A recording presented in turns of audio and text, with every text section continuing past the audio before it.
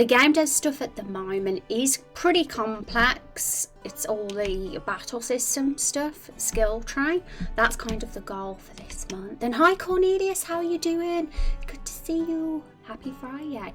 So yeah, it's the last stream of May today, so I'm going to try my hardest this weekend to get all those skills implemented properly. I was thinking of making it look pretty, the UI, and add icons to the actual skill trees, but then I thought no, making it pretty can be done later. We'll work on just getting it all properly implemented first. And I was sort of halfway there a while back with this, but then we stopped to work on main quest stuff and scene stuff.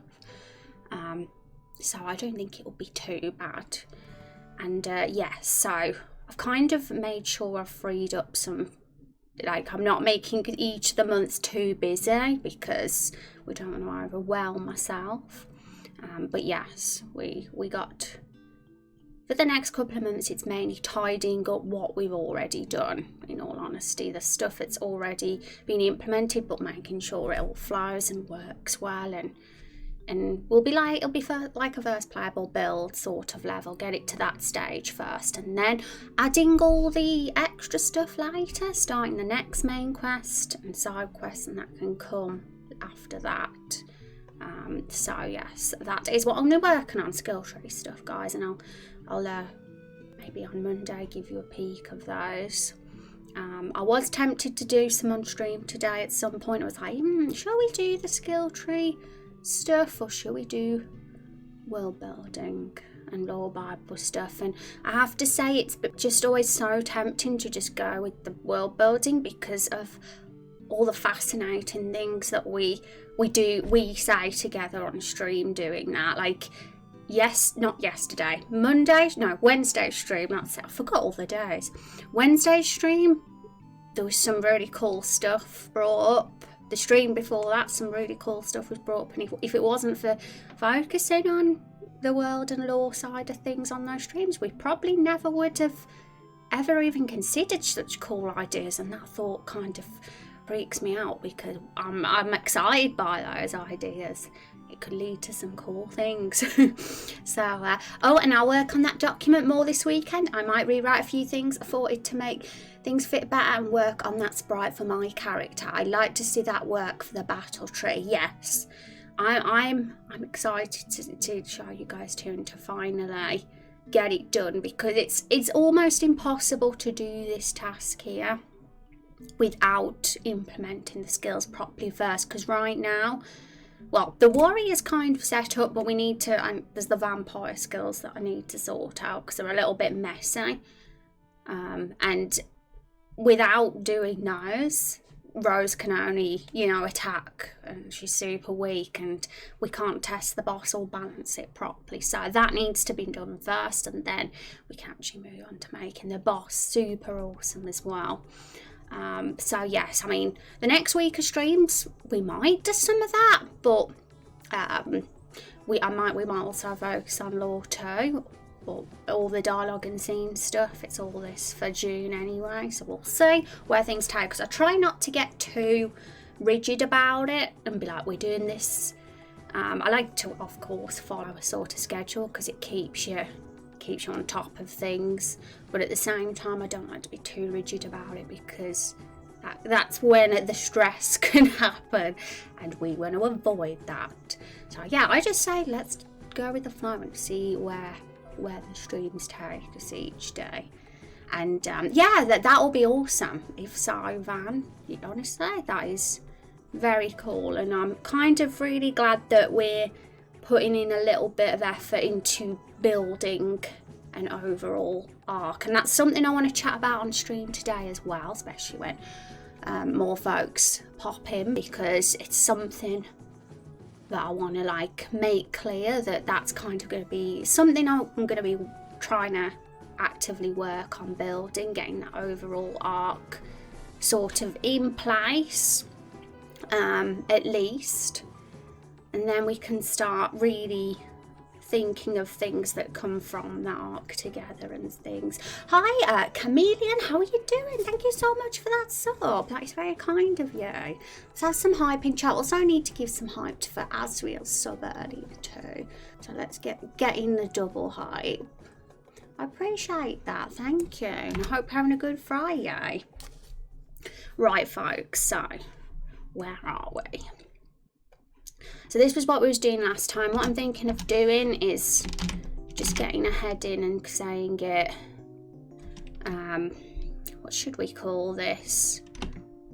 I don't know what to call the heading actually, so I might not have a heading. I might just have text for now. But basically, I want to just make a list of all the main elements, the elements of the story that we've got at the moment. Because some of it is part of the main arc, the main quest story, but other parts are kind of just small branches of it, and it's probably going to be a lot easier together as a community to, right now at this time, think about the smaller parts rather than the big arc part, because you know, it's hard. We're still sort of working on that, and we'll get a clash of ideas. There's always a risk, so if that makes sense. But it'll be cool to at least think of what we've got. So, well, I'd say we got the Spell of Everbloom Forest and. Okay, let's just break this all down, because there's a few events going on here, a few different story elements. So I'd say this whole currency raindrop thing is the main one, and that's definitely very, very vital to this story. And you're welcome. I've been following and lurking for a bit now with the community and the game. Oh, thank you so much. Yes, we're gonna do it. We've come a long way. It feels we have come a long way anyway. Since the early days. This was all just like a very silly sort of thing in the beginning. It was gonna just be like a game that we was gonna, almost like a joke, like we was just gonna write it as we go along and it not make any sense whatsoever. But as time has gone on, I've been like, I actually want to do something that is really special here, and there's honestly been some really cool ideas that the community have, and I'm like, this has the basis for being an epic story, like no kidding. There's some fascinating stuff that's been brought up, and I've started to take the project much more seriously, seeing all that, and it's very motivating and a lot of fun. Okay, so we'll get that in first. It is super unique and has brought me back day after day after day, so I wanted to make sure I show some support. Great job and nice way to connect with your community. Oh, well, that's lovely. That's super nice, and thank you for saying that. I appreciate that, and I agree. I think we got a nice little unique thing going here, and I'm very proud of it. And I'm also very grateful for, you know, the fact it's like a small group of us right now as well, because if there was any more people here, if it was any bigger, I'm like, oh, the project would completely have to change, and I wouldn't have, like, because I mentioned this because I had someone comment on my YouTube the other day, and I found it quite an interesting comment. It actually made me smile a bit. They basically said that they were like really impressed with my willpower. They were like, how do you do it? They were like, how do you do it? And they were like, let's get it up, because I think I've got it right. Oh yeah, it's here. They said, let's zoom in because the text is super small. Is your willpower made at the steel diamond? How do you keep going? You have done 100+ episode on this and getting below 100 views, so I can't understand for where you're pulling this much willpower. And I find that really interesting. An interesting mindset, because it's completely different to my own mindset. Like, I never even started doing this because I thought, oh, I want to get views. That wasn't my goal, and I don't think it should be anybody's goal that wants to be a content creator either. Well, not, expecting to go, because if you're expecting to put your stuff out there and get thousands of views over, it's not going to happen. It's not going to happen, and that mindset will be what makes you give up if you're going into it expecting that, because you're not going to get it. You're not going to get it, and it'll make you just lose. Be like, oh, forget it then, and you'll just stop. So the reason why I'm still going on and doing this, I guess my answer to that question is because I'm doing it not for views. I'm doing it because I just genuinely love doing it. I think that's the way you should do it. For everybody should, really.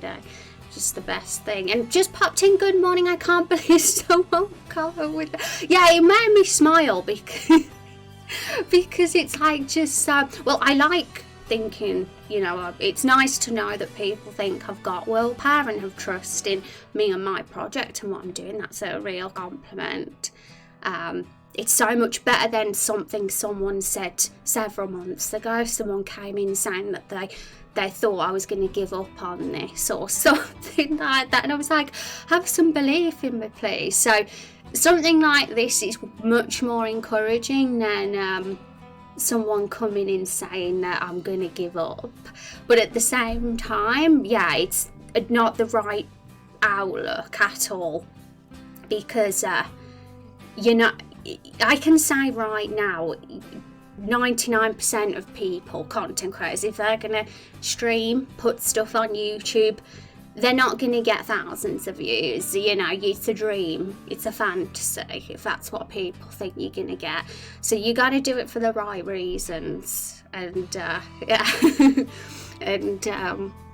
and it shows. You always seem that you're having fun, and the community that is here is super connected to the project. You should be proud. Yeah, thank you. And it's just, I have to do this. That's the simple answer, because if I wasn't doing this each day, I'd be bored out of my mind. What else would I be doing? You know what I mean? What else would I do? So I do this because this is, it's what I have to do in my life. It's what I live for. Whether I'm getting one view or hundreds or thousands, it'd be the same for me. It'd be the same. I'm just irrelevant. I'm just doing it, having fun. If people come, if people are enjoying it, no matter the number, that's amazing. That's freaking awesome. But I could do this with nobody and still be having a blast at the end of the day. And so that was interesting. I thought it'd be cool to just, I thought I might mention it in chat today, because I thought, and when Chameleon came in and said that, I was like, that it's a perfect time to have a little real talk about that. But so where are we? And how are you doing, Skydy Star, as well? Anyway, I hope you're having a good Friday. I hope it's treating you well this week, and that you've got some cool plans for the weekend.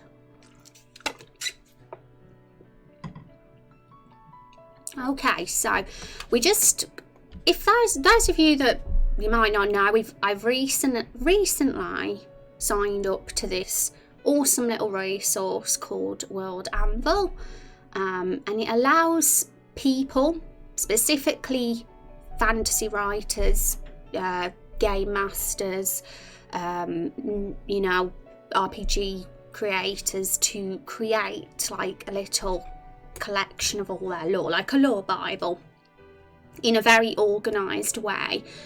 And I found it because I was basically Googling. It's always been on the agenda for me to get all the lore in one place in the most organised way, so everything can be together, and rather than all separate. So this was the best one I found by a long shot, by a long mile.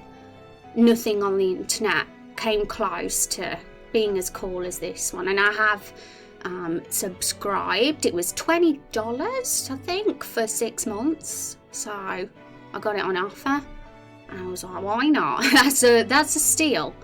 And there is a free version too, and I was using it free for about a few days before I jumped in and subscribed.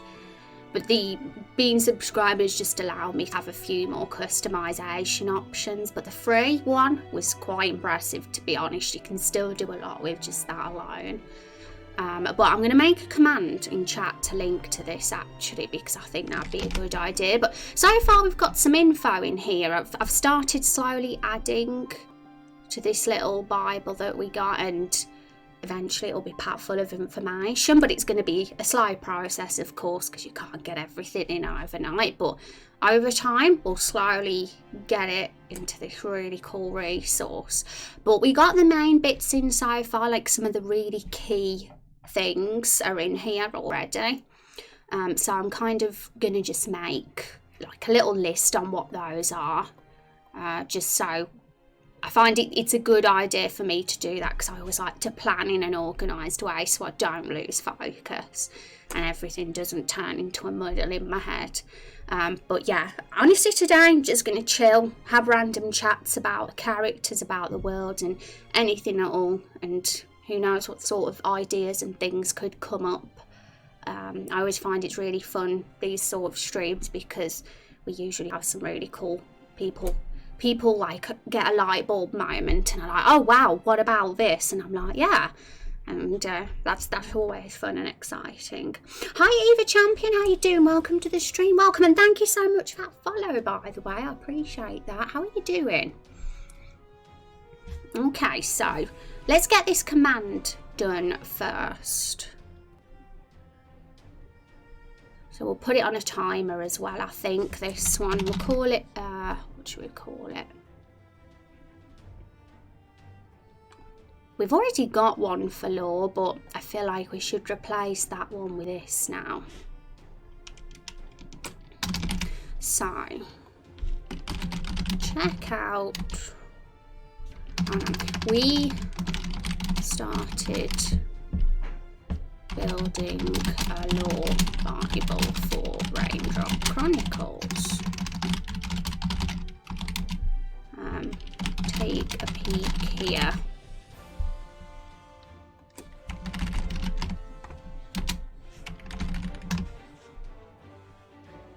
I think that's simple enough and gets to the point. So exclamation mark lore. It's decided it doesn't want to come up. Let's fix that. Do you know 3D stuff? Also, nope. My comfort zone is definitely 2D. I mean, I'm not even an artist at all, really, but I dabble in 2D from time to time. And I can work my way around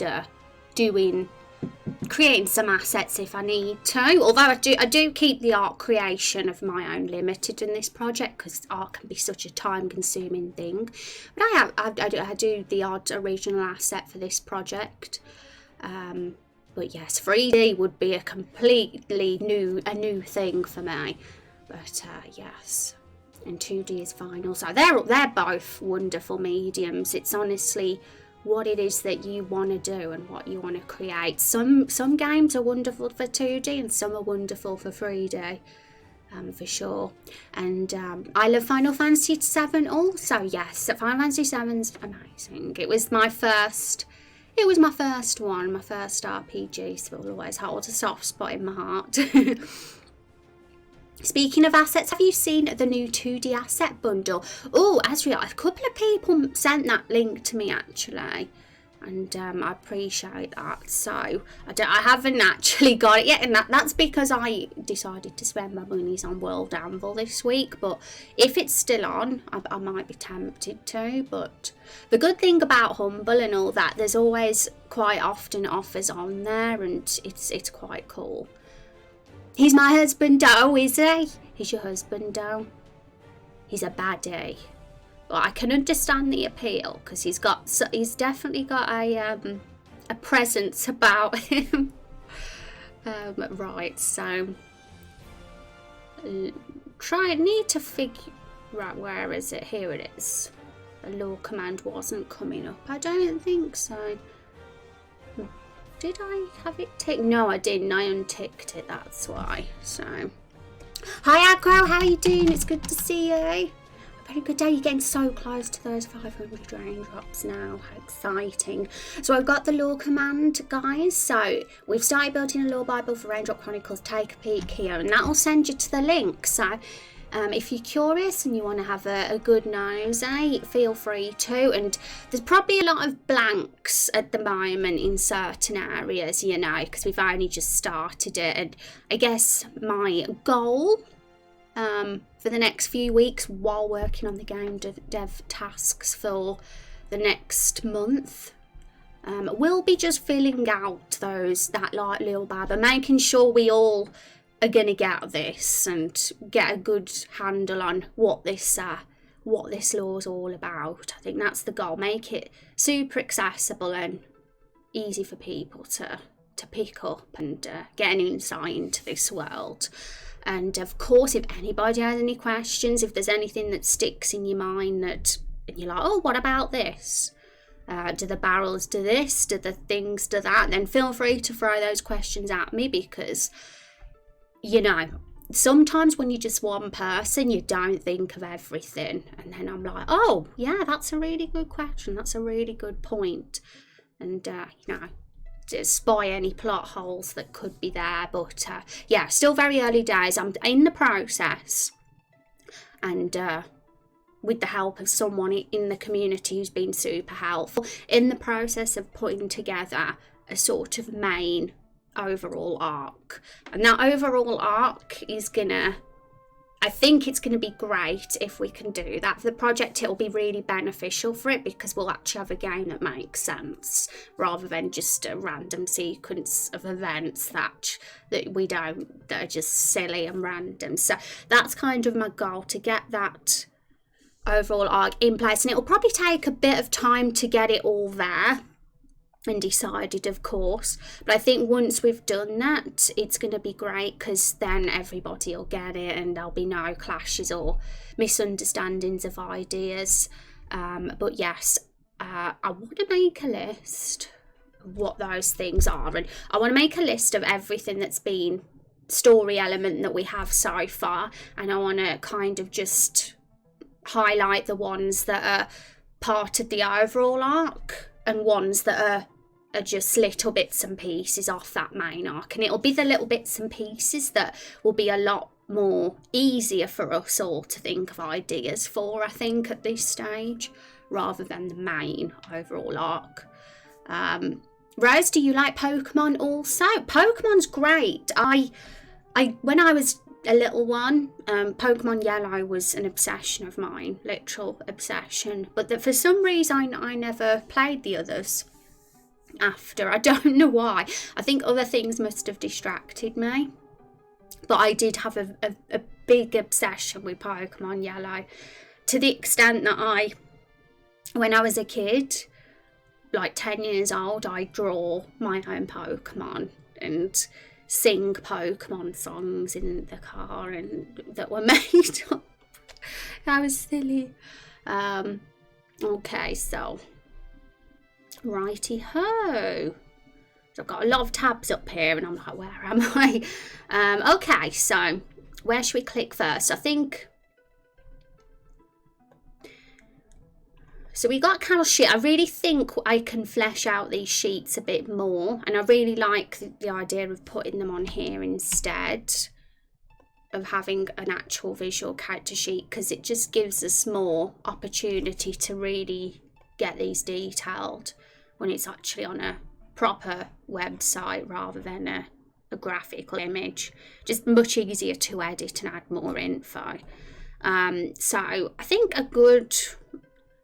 personally, I think a good thing to add would be something like what's happened to them in the story so far, like a sort of paragraph. But maybe there's other ideas, and I'm totally up for hearing if anybody has any like good suggestions for character profile sections or anything at all like that. But we've also got this timeline. So yeah, the spell is definitely a key event, and that I might put that on the list. Okay.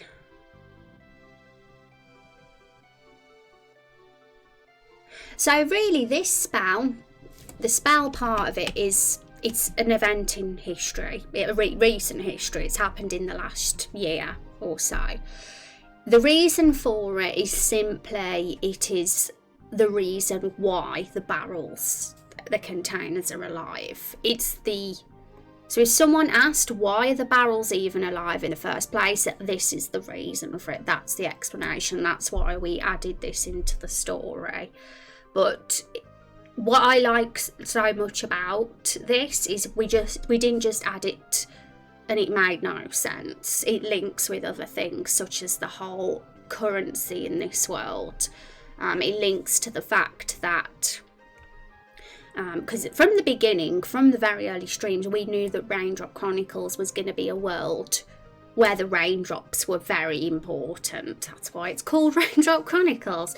So we decided very early on that they'd be the currency. We were going to have liquid currency in our game rather than gold or anything solid. And it was pretty fascinating because you don't see that very much, do you, in many stories. You don't see a sort of liquid currency. So very early on, that was something that we were like, yeah, that's where we're going to be going with this. And after that, Carol and the barrels were invented, just completely randomly. It was sort of community members' idea. They were like, we were talking about barrels, and then from a typo, they made it sound like the barrel was actually alive and talking. It was a complete accident. They didn't intend for it to sound that way, but we were all read it and we was like, oh wow, an actual talking barrel, that would actually be really awesome. And we did it, ended up creating Carol the Barrel, and then all the others came from that. Yeah, there ended up being a whole bunch of them. So I guess after that, the goal was, how are we going to make Carol and her family and the whole raindrop concept actually fit? Is there a way to make it fit, you know? That's kind of where we were. And a few of us, I cannot remember what month it was now, but it was very, very late last year. I think it was possibly December. It could have been January, though. It was very much around that time. A couple of people had some really cool ideas about how to merge the whole containers and raindrops together in a way that it all just fit together very seamlessly, and this spell was like a great way to do it, and I was pretty happy about that. So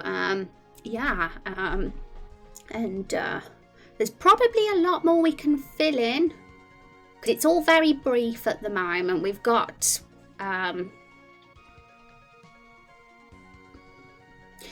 just like literally 3 sentences here, but it's the essential stuff. The fact that you can't just get rich from ocean water or lake water, for example. That would be it would be pretty hard to have control, you know, if people could just get buckets of water and get rich from that. So for that reason, we decided that, yeah, this precious element within the raindrops that makes them valuable, actually, once it makes contact with objects or anything like that, it is destroyed, really.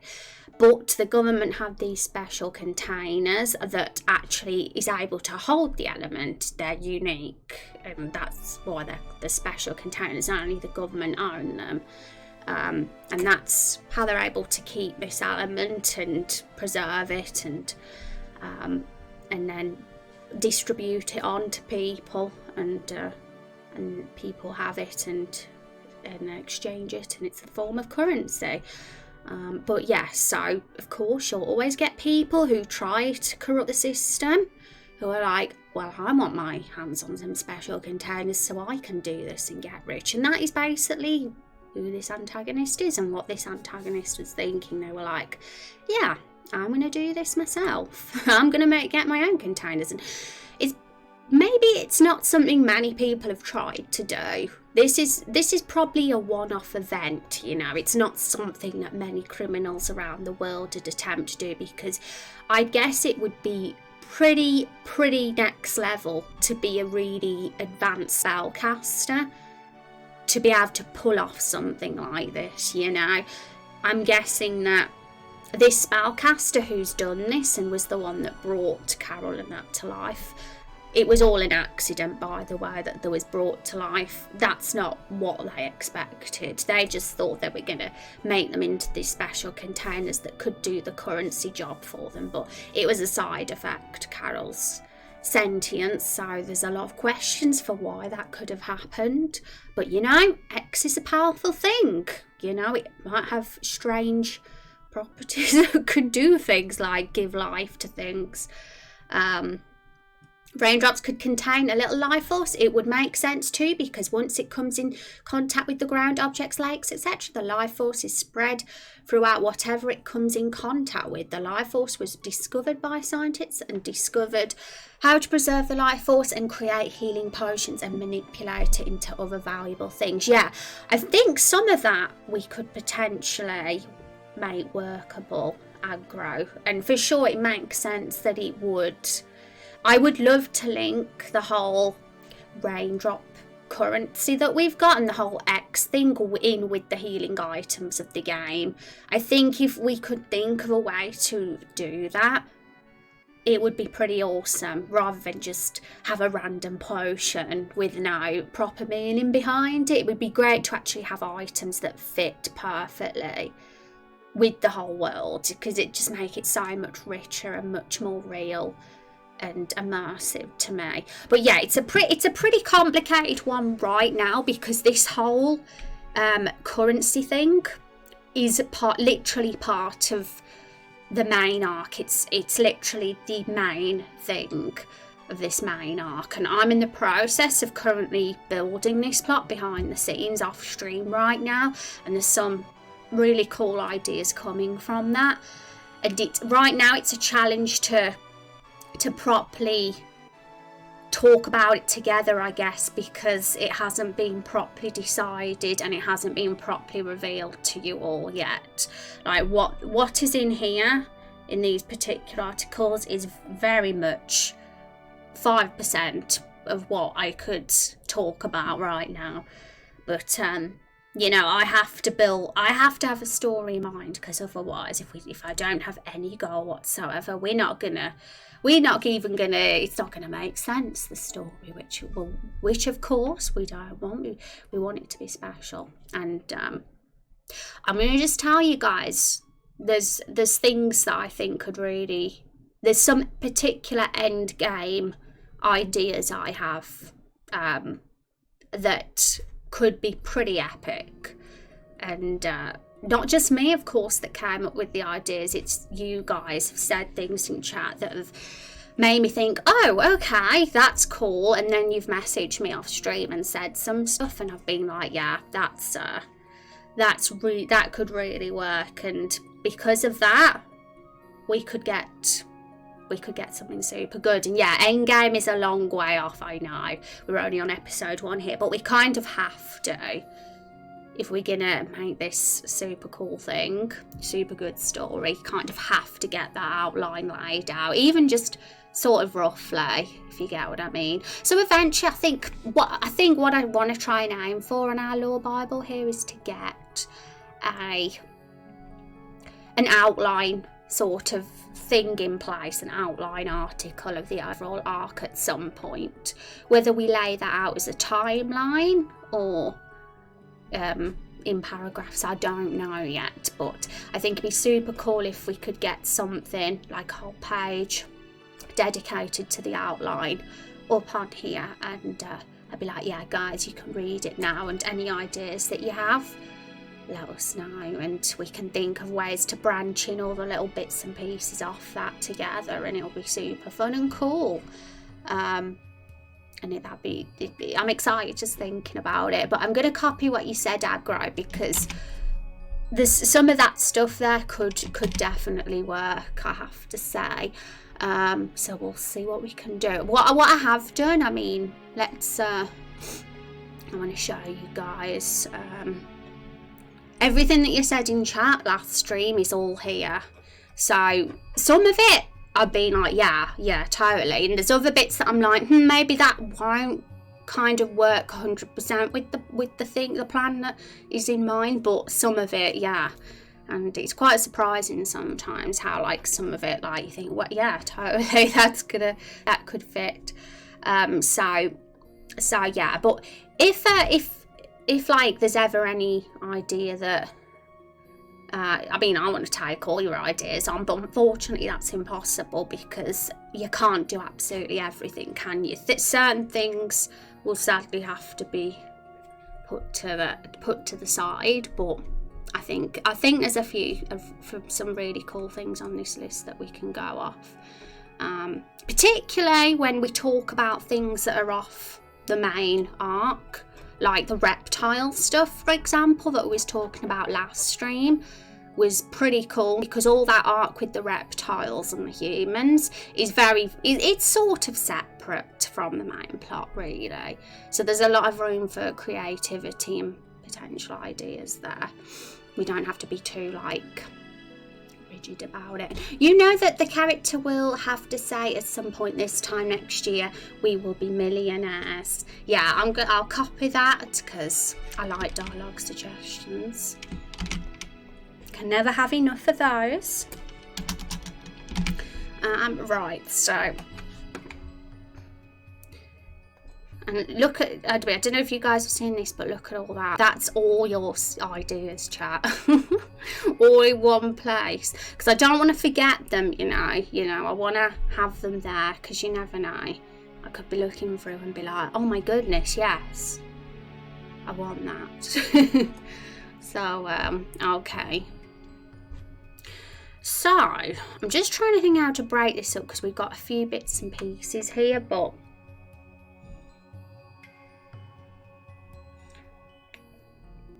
because we've got lots of little bits and pieces at the moment, but there's also been discussion of us potentially having a chat about the gods of the game in an upcoming stream. Where was this? Yeah, even National says talking about the major heroes of the stars and then the minor ones. So that's on the cards, and I think I do agree that'd be cool. But that would be doing things in another direction. We'd be doing all the big stuff then, because gods is such a huge part, you know. It's everything. It's not just a little village or a little forest in the game. It's everything. The gods affect absolutely everything.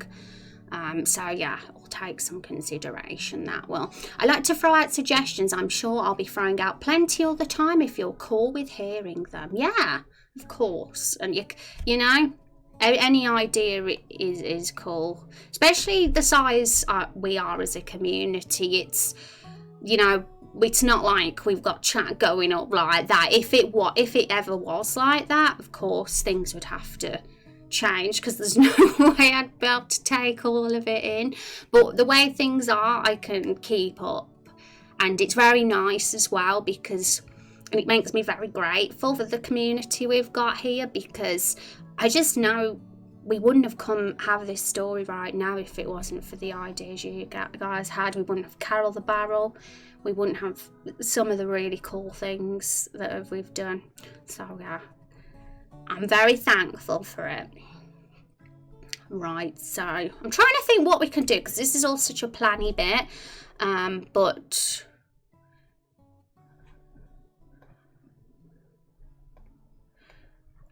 I think really I just want to work on tying everything together nicely and neatly. There was discussion about the spell of the Everbloom Forest potentially linking with the reptile business, with the cave and all that, but we don't necessarily have to. I mean, I wouldn't say no if there was something super cool that worked, but if it was a separate event and it's purely there just for this antagonist motivations and the reason behind the Carol etc being alive, that's fine. It can be a separate event, although there is questions. There's like, this spellcaster's a real mystery. He, for some reason, this spellcaster was in Everbloom Forest and found these containers in Everbloom Forest. I wonder if there was anything that made him do that. I mean, it could be super simple. We could just say something like one of the gods whispered in his ear to do it, you know. We don't, these gods in the game might have a massive influence on the people living in the world. That is something to consider too. It's also easy to sometimes do that in fantasy stories, to give the explanations behind some of the more complicated stuff, for why, because you could really go into depth sometimes. But hi Binary, how are you doing? What's on the plate today? We're doing I'm just simply today rambling on, in all honesty, about lore, because I like doing this, because I might, you know, get ideas flowing, you know. I think it can be pretty cool sometimes to just chat and just talk about everything in the game. And not only, it's not for my benefit too as well, because it can get my brain into gear too. So I might be like, oh yeah, that I didn't think about that. So sometimes just having a good sit and read of the lore is cool. But other than that, yes, there's game dev stuff that's happening behind the scenes at the moment. Our Trello page says everything that's on the cards for the next few months, and I'm kind of, at the moment, I'm trying to let you guys know where we are in the game dev, but we haven't really been doing much of it on stream because the focus has kind of been on the lore at the moment. Simply because I think it'd be really cool if all of us as a community get to really know this story, even though it's only in little bits and pieces right now. I'm kind of making it priority to fill in those bits and pieces. It's a very, very awesome thing to do at the end of the day. It's very motivating to get that in, and that story there. It's motivating for you to make the game then and make it cool. It's kind of a very, when we came up with some really cool ideas the other day, I had like this feeling go through me as if I want to get that battle system done now, because I'm really excited. So yeah, I find doing world building can really get me excited to get the game really done. So it wouldn't be as fun, let's just say this, it wouldn't be quite as fun making the game if there wasn't this exciting story building from it. Also, it's very warm today in England, extremely warm. It is too hot. Okay.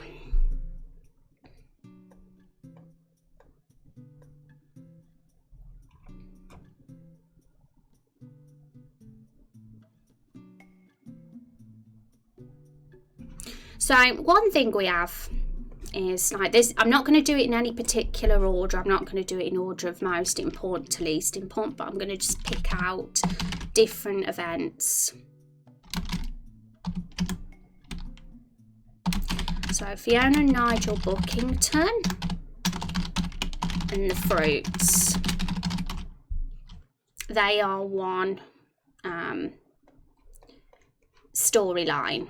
So I'm gonna give this a heading actually, just so there's some context for you guys to what I'm actually writing. So I'm gonna call it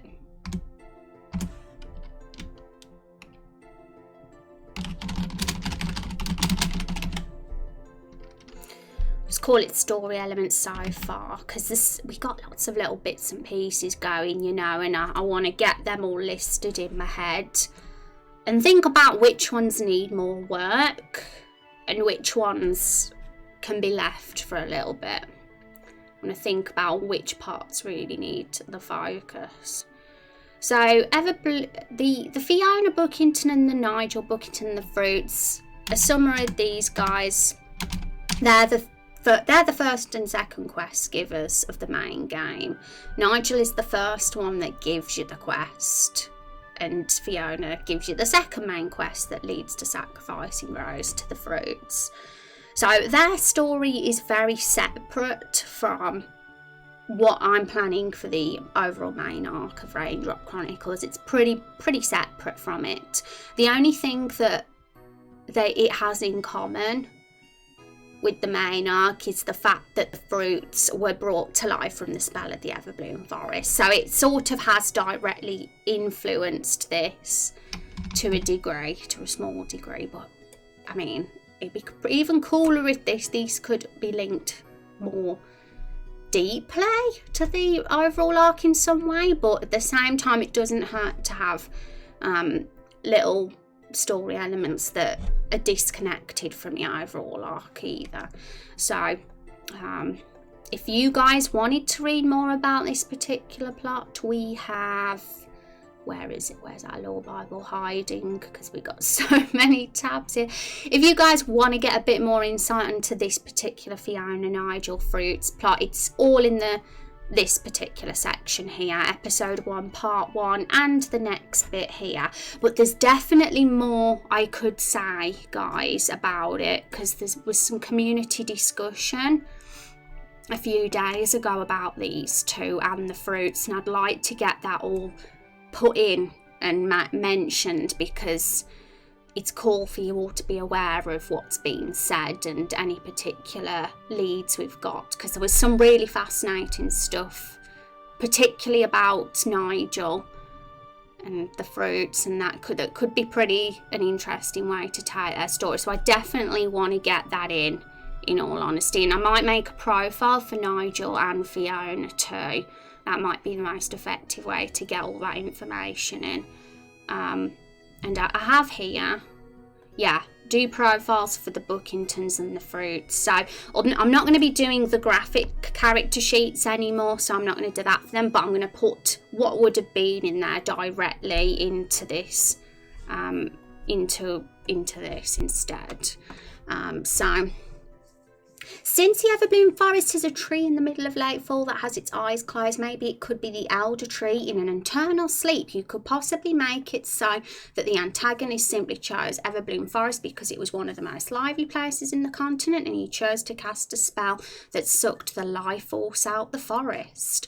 Interesting. I also like that you've mentioned the tree aggro, because we haven't talked about that tree at all really. There's a couple of things that we've said about it, but it's all very, very basic at this stage. There's definitely room for really fleshing out that tree and having some potential ideas with it. And in fact, I'm going to add that to the story elements. The tree in the centre of Lakefall. I'm going to put in brackets. I feel like putting very underdeveloped,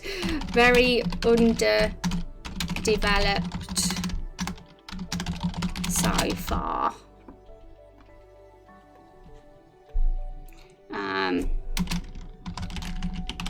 Kind of developed. This is all very silly, but it's a way for me to keep track of what's been developed and what hasn't. And all this stuff that we write here, I'm going to make sure we've got articles in the Lore Bible about it too. And then I want to mention this one because it's super important too. And also I have copied and pasted what you said, Azriel. And it's an interesting point about why the antagonist would have chose Everbloom, because there could definitely be a more reason for that. I mean, there could be. And I don't know if I'd describe Everbloom and Lakefall as lively, but I would describe it as, what's the word? Very full of the sauce, if that makes sense. Like it's got, I'd imagine there'd be quite a bit of rainfall in Lakefall and Everbloom, and maybe that would have been a reason for why the spellcaster went there, because it's quite rich with the rain, the source, the element and that. So for sure I think that could work. Also, this was the important thing I wanted to mention, the graves by the tree. Now this was something I was thinking about between this stream and last stream, because people had some really interesting ideas for this particular thing. A couple of ideas were mentioned. I know the one by National Mars, when National mentioned that the graves were like literally directly above the cave, it like triggered something in my mind. I was like, that is pretty cool. that cave is right underneath them. And then Van had an idea from that as well, which was really cool, and he sent me a DM about it, and it's kind of led to this. It's led to being very, very strongly involved in the main arc of Everbloom Forest. And it's a bit premature to reveal to you guys exactly what that is just yet, because it is a little bit of a dark twist what I've got in mind. But it's definitely going to be something that does get put in the lore Bible sooner rather than later at some point. So I'm going to say very...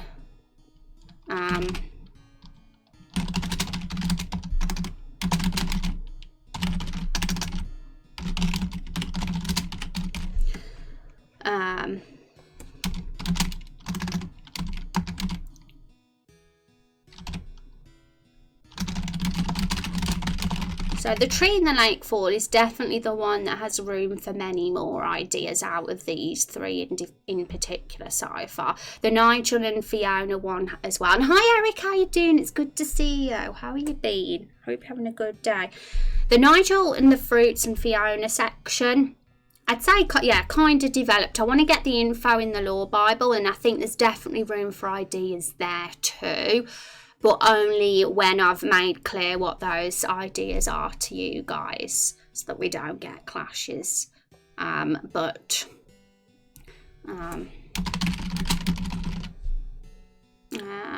so the Greys and...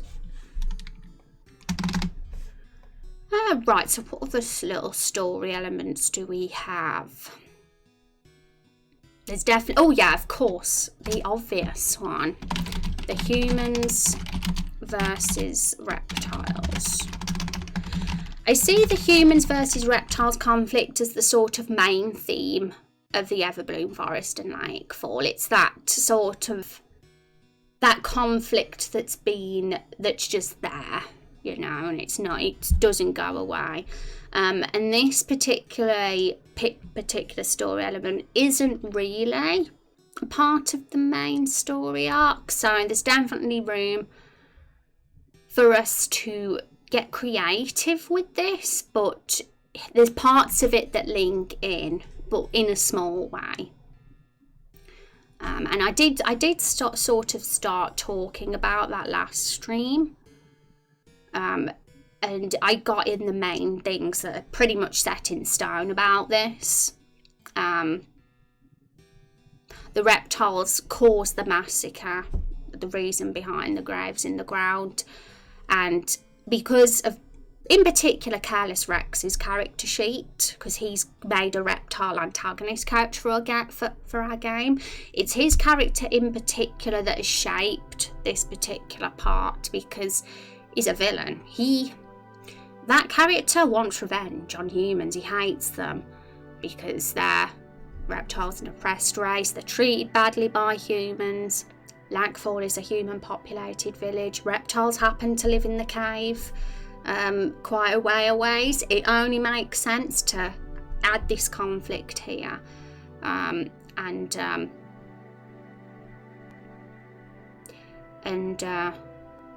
Also, I need to there's a couple of things about Rex's character that could mean he'd become a playable character, by the way, guys, but only if you sympathise with the reptiles in the story. If you take the more aggressive moral direction with the reptiles, he won't. He's an antagonist that will potentially join your party, but only if you make a certain choice. So I should really make that clearer, in all honesty, because in the Discord, in the character section, I haven't got his character here as a playable character. And that's probably because it's an optional one. It's one that not many people would probably unlock because it's not an official play. But I think it's a pretty nice little thing to have that potential unlockable character, but only if you do things a certain way. Are the Greys going to be part of the human versus reptile battle? Right, so that's something we could... One thing about the Graves is that it was an event in history. Let's get picked back up. So the graves under the tree, this happened a while ago. Those bodies have been there for some time. A number of years, probably. A number of years. Maybe... Well, it's hard to put a timeline on it right now. It could be anywhere between 2 years to 10 years, in all honesty, or even more than that. We got to think what's going to work with some of the plots I'm putting together behind the scenes right now. But it could be anywhere between a couple of years to a decade or so. Depends what's going to work the best. But yes, it was a massacre that happened in recent history between the humans and reptiles. The reptiles, well, my idea was, and I liked this idea because it makes the reptiles a little bit more sympathetic, that the fact that Lake Fall was originally the reptiles' home. They lived there originally and they're only wanting to take their home back now, and that's why they invaded Lake Fall, and that's why the massacre happened, because yeah, the reptiles did kill people and that is bad, but they just want their home back, you know. They just want their home back. But yeah, they killed people, and the humans are like reptiles, the scum of the earth. They're the villains, they're the antagonists, and it looks like that on the surface because we are made aware that the reptiles have killed those people in the graves. So they look like big baddies because of that. But I like the idea of it being a little bit more, not so black and white behind, like, you know, bit more grey in there with the reptiles. Give them a bit of sympathy, like.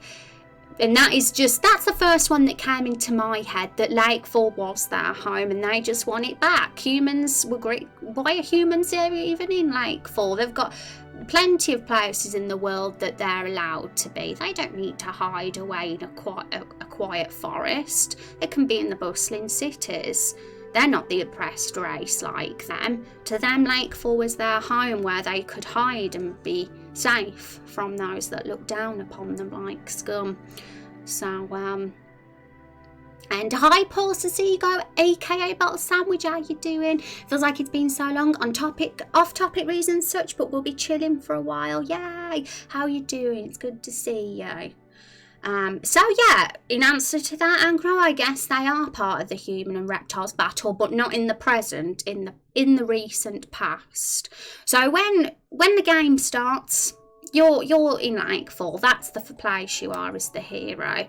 If you've watched the story so far video, it's all there. I'm going to link that to you in chat, just in case anyone hasn't seen that. But yes, Lake Fall is sort of where you are, the first place, and all of this has already happened. The graves are already there in the ground. There's NPCs around the village. You'll probably get the chance to talk to them at any time you want, and they might reveal a little bit of stuff, a bit of history. They might be like, yeah, we had, there was a time there, you know, this village, like, we could show that there's a little bit of fear in these villages because they were attacked, and they're kind of worried that will happen again to them. So they'll show the fear, and they might explain that yeah, there was the massacre recently and it was the reptiles, or maybe they'd keep it a secret that it was the reptiles at the start. I feel like when it all comes in with the main plot, when Carol sees the painted reptile rose paints, which we was talking about last stream, once we're made aware of the reptiles at the end of main quest 2, that might be the point where the Lake Fall NPCs get a bit more open with us about the fact that the reptiles were the ones behind that, and then it will lead to us investigating the cave that the reptiles are hiding in and seek them out, I guess. And yeah, so that, any other story elements, because I want to make sure I get them all down. So we've got the humans versus reptiles, the tree in the centre, the graves under the tree. Of course, Carol finding her family, and in all honesty, this should be top because it's the main one. It's kind of really the surface level MacGuffin of the whole thing, you know. There's lots of things happening while she's doing this. All this stuff's happening, but this is the thing. That is the story. Puppy squishing me at the moment, but cuddles are so worth it. Oh, I want to see the picky. I want to see that puppy. Gonna have to catch up on the story stuff myself even. I like the morally ambiguous lizard, so glad you kept that. Oh yeah, Pulse of Seago, I am a nerd for the greys. I don't like obvious bad and good. Personally, I like villains to be sympathetic. Even the worst of villains, I like somehow for them to have something sympathetic about them if possible. It's very hard with a villain to sometimes do that, because they do bad things, but if that little, even just a small little something that could make us sympathise can be there, I think that is a win. And yeah, I don't want it to be as simple as, oh yeah, humans are the good guys, the heroes, and reptiles are those evil things that need to be killed. No, not at all. Very much want to make this a sympathetic reptile plot, if anything. I want to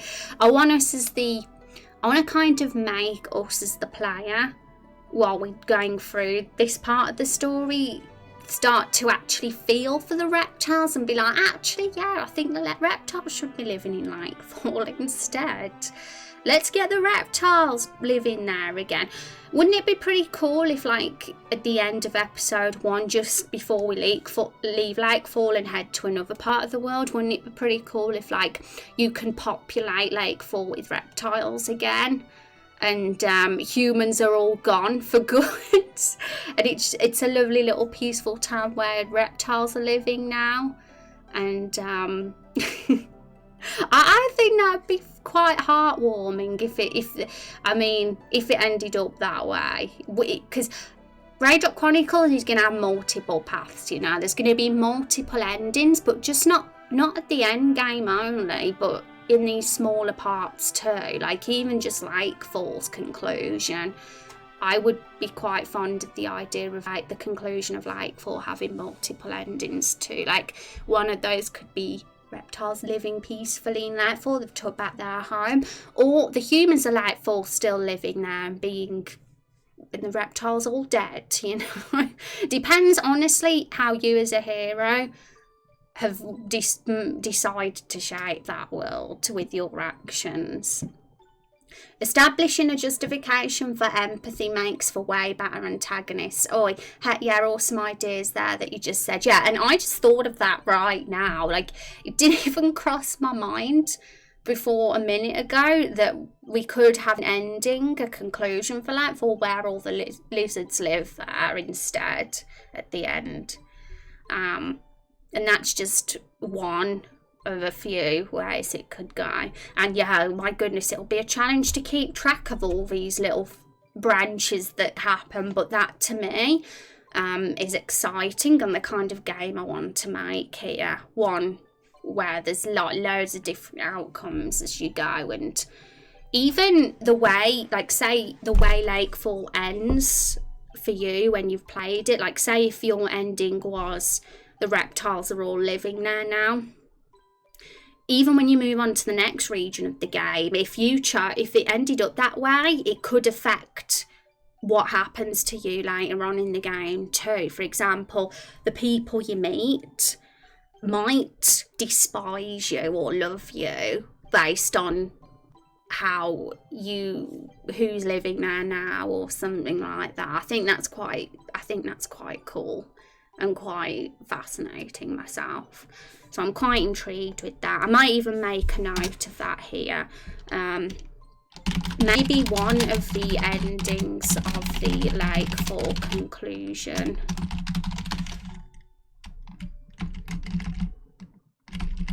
In episode 1 will be the reptiles taking back their home, and all of Lakefall will then be populated with reptiles instead of humans.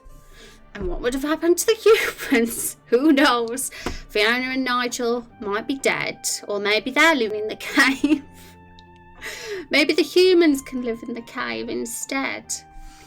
Is it Lakefall X as the letter or Lakefall 10?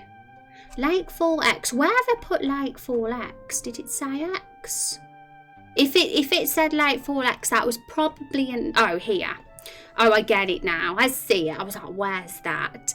That's just X number of years ago, guys, because we don't actually know how many years ago the massacre was. I should probably change it to a question mark just for a bit more clarity. So there we go.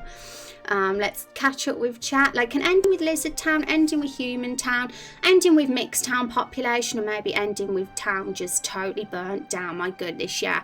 And we might have to limit the outcomes just for our own sanity so things don't branch out too wildly, you know, in episode 2. But I think having at least 2 or 3, I think 3 would be cool.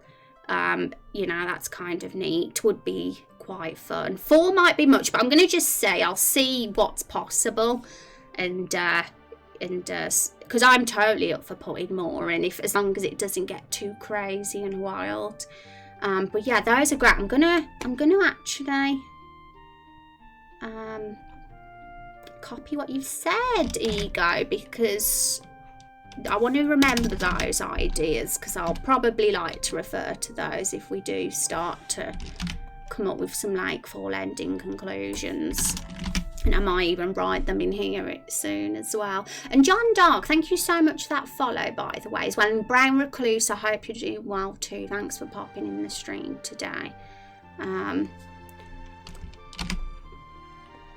Catch up with chat very soon, folks. Don't you worry. Okay,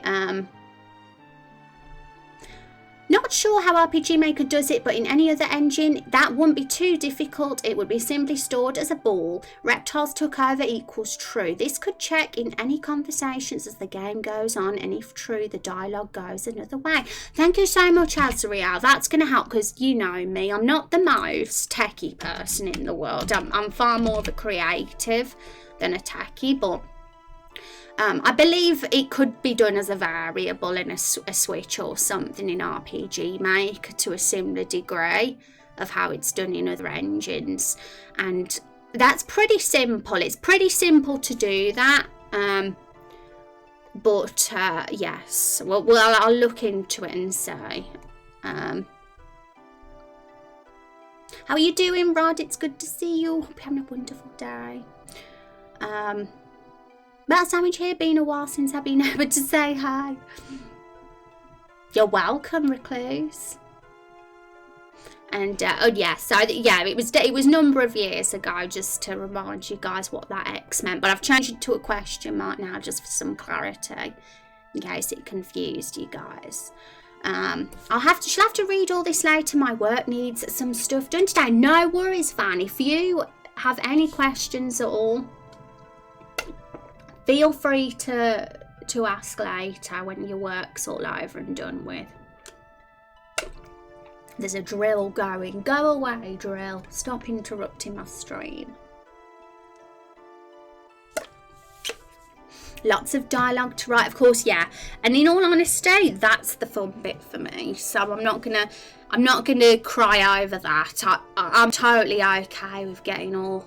Building the world is the exciting part for me. So all good until you have to track 50 plus branching. Yeah, that's the one thing, Binary. And I think that's when 4 ideas were suggested for conclusion of Lightfall. I was like, well, maybe, but if it's going to be make it too tricky for us, we could always limit it to 2 or 3. But I mean, don't get me wrong, I'd love to have at least 4, but it's very true, this is still very early on in the game, and by end game we could have all these like paths going like that, which is very exciting to do. If there's a way to keep it really organised and not get confused, then I'm totally for that. If there's any tools you guys know that kind of organise branching paths really effectively, then I'm totally up for finding out about them, because eventually I'm going to want something that easily organises all that so we don't lose track. Just stopping in for a minute to check how you're doing. Any plans for tonight, the weekend? Ooh, what will I be doing? Probably having an ice cream after stream. And other than that, sitting at my desk, being a big nerd. What about you, Rod? Big picture stuff, keep limited. Smaller branches, you can always have lots, but they wrap up quickly and are self-contained. Yeah, I mean, I always try and get ambitious, you know. I'm like, even the small bits, like whatever happens in the conclusion of Lightfall, I'm like, yeah, let's have it affect the rest of the world to some degree. It's very ambitious. And maybe to some degree it might affect the world just a touch, like, you know, maybe one little story element later on or two. But of course it might be a bit ambitious to think that it can affect everything or too many things. But there's no harm in having those ambitions, as long as you also keep it in mind that you might have to have limitations too. But I'm a very patient person, and if it's just a bit of extra hard work to put those in, then I'm willing to. But if it's the drawbacks are a bit more complicated, then that's such as limited variables in RPG Maker, and they only allow you to have a max number, then unfortunately it's the engine that has stopped me. But if it's hard work alone, I'd be willing to do it, because I'm a nerd. As someone said on my YouTube the other day, they were like, how have you got the willpower? They were like, you've got willpower made of diamond, you have. Crazy. Okay, if you have all the time in the world, then go nuts. If you want to release something, then it's important to keep clean. Good point, Binary. And I think another thing I want to say to that as well is that luckily I don't have to think too much of a rush in terms of release when I think of Endgame.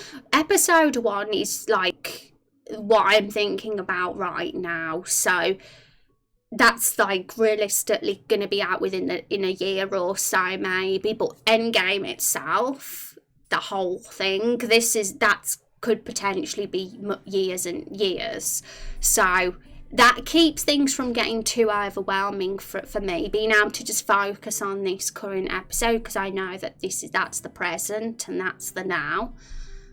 So yes, hope you stay safe, have a good rest, or as Steve said, day as with each week. Hopefully take care, Rod, and yeah, you have an awesome weekend yourself. I hope it goes super awesomely for you. Branching dialogue, I just used Draw.io, as you know. Artisty Draft is meant to be very good for dialogue heavy games, but it is not cheap. Oh really? Yeah, Draw.io is pretty neat to keep track of those branching paths for sure. And are there any other villages besides Fiona and Nigel? Yeah, good question, Aggro. Let's get into that in a sec. And hi, Gretch, how you doing? Oh, you're totally welcome, Gretch. I always raid the peeps that are cool. Always make sure of that. I hope you're doing well, Gretch. How did the rest of the stream go, and did the game behave itself in the end? I had to go off for dinner. I was lurking while I was having my dinner. So I never saw if you got the game working again, Gretch. Alice, how are you doing? Welcome to stream. Hope you're having a good day. And in answer to Aggro's question, we do have a few NPCs in Lightfall, other NPCs other than not. Obviously we have to, because it's not just Nigel and Fiona living here. That would be pretty empty. There's a few others, but we just haven't had the chance to develop them at all yet. There's a little sentence description for each of them, but though we haven't revisited those characters since like stream 8 or something, so that was like a year ago now when we last saw them. So it's been a pretty long time, because they were the first thing we did, those NPCs, as soon as this project begun back in the early days when it was all very casual. But we're definitely going to be revisiting them for sure, and we'll have a chance to really think through their stories and what they're like as people. And I think it's going to be interesting if we are going to have a thing where there's going to be an outcome where the reptiles live at Lakefall at the end of episode 1. and take their home away from the humans, if that is an ending that we have, then we have to think about the humans too, and we have to think, are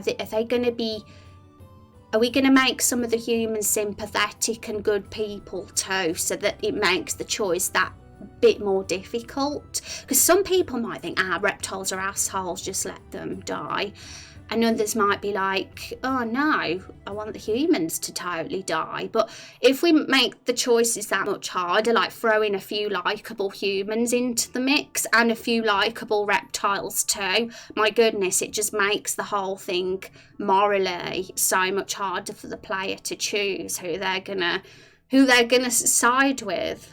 My heart hurts just thinking about it. And so nice to catch a stream. Yeah, thank you. Someone raided me last night and they knew who you were. Really? Who was that? Who was it? Let me know, Alice. And I did behave. I played yesterday and it didn't crash at all. Oh, that's awesome. I'm really glad to hear that, Cratch. But yeah, that's a game I've actually been intrigued by myself, I have to say. I'm not usually an MMO person, but like you said, it's like a single player one, so I always tend to be more interested in those ones. And something to look at is Twine. It's actually for making text adventure games. It has some nice visual tools for dialogue. I've used it in the past to help plan dialogue and test through dialogue with variables despite the end goal going into a different engine.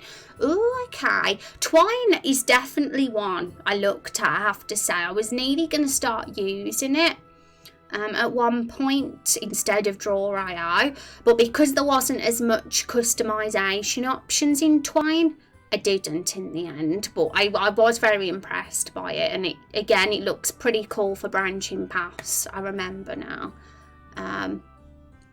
And how's it going? Hi, Real Infinite, how you doing? It's good to see you. That was a fair long time ago, so might be better tools things available now. Yeah, it's something to look into. I mean, we're still very early on. I mean, episode 1 will probably have a few branching paths, but compared to the whole game as a whole, when we've done more episodes, it'll just be a small amount of branching paths. So because of that, we don't have to get ourselves into a tizzy just yet about all of that. But it's still nice to plan ahead and consider the tools that are available and things like that. It's definitely nice to know that there's tools that exist, that's for sure. And let me know if you decide to play. We can be friends. Yeah, of course, Scratch. And Polrin. Oh, really? I'm not sure if I know them, but maybe. That's always cool when someone knows you, but you don't know them. But maybe I do. Maybe I'd recognise them if I looked at the stream.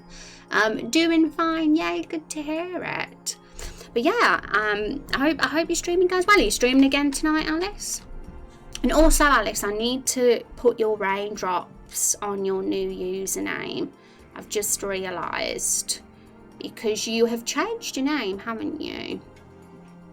It was Alice Cat before, wasn't it? Because unfortunately, guys, every time you do change your name in stream, your raindrops will reset. So that will mean I have to, switch them over to your new name. Didn't have loads. Oh, no worries at all. It's not a problem for me to change. It's just a 1-minute job. So they knew of you. I think they do crafting and game making too. Oh, that's awesome.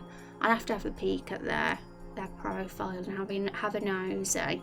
So what I'm going to do, Alice, I'll make sure you had 57 raindrops before. So once your Alice costume pops up in the bot, which it probably will once the bot triggers you properly. Takes a bit of time, I think, for it to recognise, but once it does, I'll switch those points over for sure. Okay, so where were we? Yes, so I had that just popped to my mind about potential outcome where reptiles could live. They're just ideas right now, but definitely interesting ones, that's for sure. And I'm very highly considering thinking of going in that direction. Considering we've got a reptile and human conflict, it only makes sense for that to potentially be an ending. So Carol finding a family is part of the bigger arc. Biggest part of the overall story arc. So yes, Carol, the whole finding the family business, the fact that they're even alive in the first place, is and the whole kidnapping and hijacking is very much the main story of the game. So what I'm going to do is I'm actually going to put the ones that are more linked to the overall story arc higher above.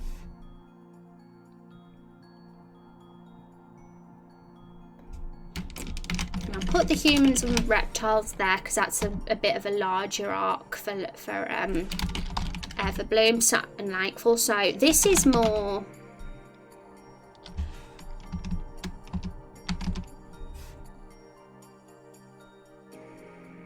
Actually, I'm going to set this up a different way, a more organised way. A just slightly more organised way anyway. I'm going to say... I'm going to make a few lists. So this would be the Lakefall and Everbloom arc.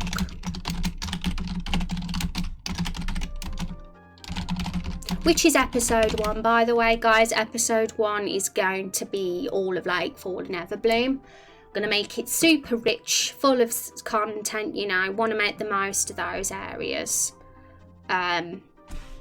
Because we've spent time making some really cool maps, and there might be a few more maps, secret areas to add, of course, of it as well over time. Because we're going to make a cave as well soon. So that will be one. So these two, need to get rid of the bullet points because they're confusing me. Get rid of them for now.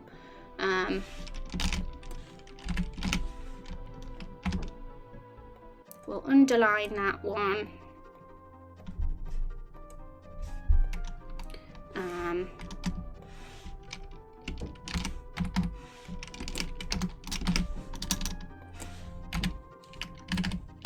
And technically the grave one is both. I might have to do a both section as well.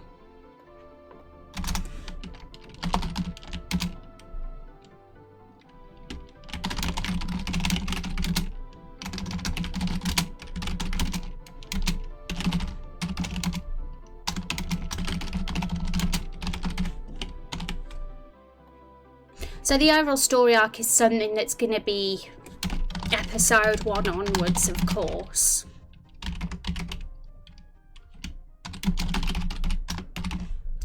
Because it's a part of the big thing. It's going to be the continuous thing that happened. Whereas Lakefall and Everbloom is exclusive to episode 1, and you'll move on to other regions in the future episodes.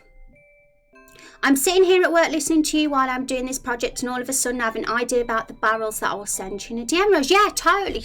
Sure, that'll be great. And I'm sure, like, this is why I like these kind of streams where I literally just ramble about the story, the lore, because if you guys are listening, it can trigger things in your minds too as I'm talking about it. Not just you, but me too, because I triggered another idea, just that one about the reptiles. So it's pretty interesting, and one of my favourite things when you get those story elements all organised and filling in all those little gaps and eventually getting more ideas. It's just extremely motivating to me. Okay, so humans and Everbloom is exclusive to just episode 1. So really the whole humans and reptiles theme that we've got isn't really going to be something that continues. It might continue in other episodes, like we might come across more reptiles in other cities and see a bit of discord between them and humans, but it's not going to be like the main element like it is for episode 1. We'll probably explore other elements and other themes in the future episodes, because it's always fun to do that. The world is so diverse and full of different things, so it'll never just be just one theme alone for the whole thing. Okay, so now Fiona, Nigel Buckington and the Fruits, at the moment it's pretty much just Lakefall and Everbloom Forest Arc. Those guys are The fruits could be part of the bigger picture because they were involved in the spell, and I feel like the whole spell links in with the whole carol bit, so we might add that bit in a sec.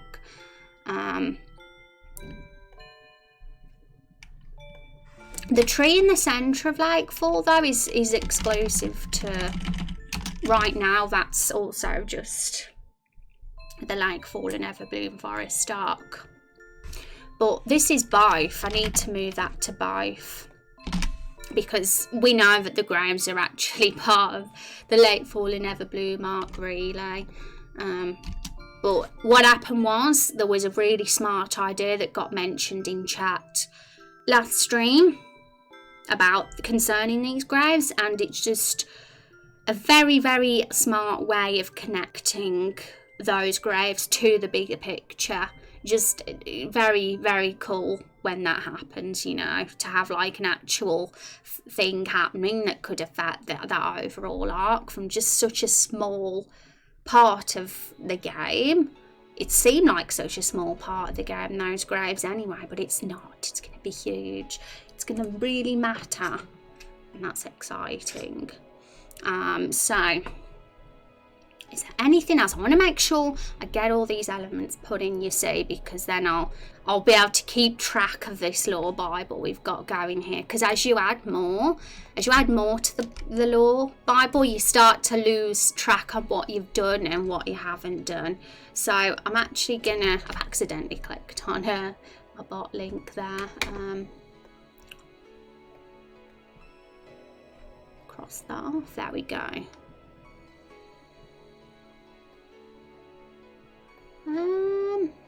Right, so I'm going to give you guys the lore command in chat again because I want you all to know about my lore Bible. I want everyone to have a peek. And just to let you know, guys, this lore Bible is going to be an extension of the main website in the next update. I'm going to be completely...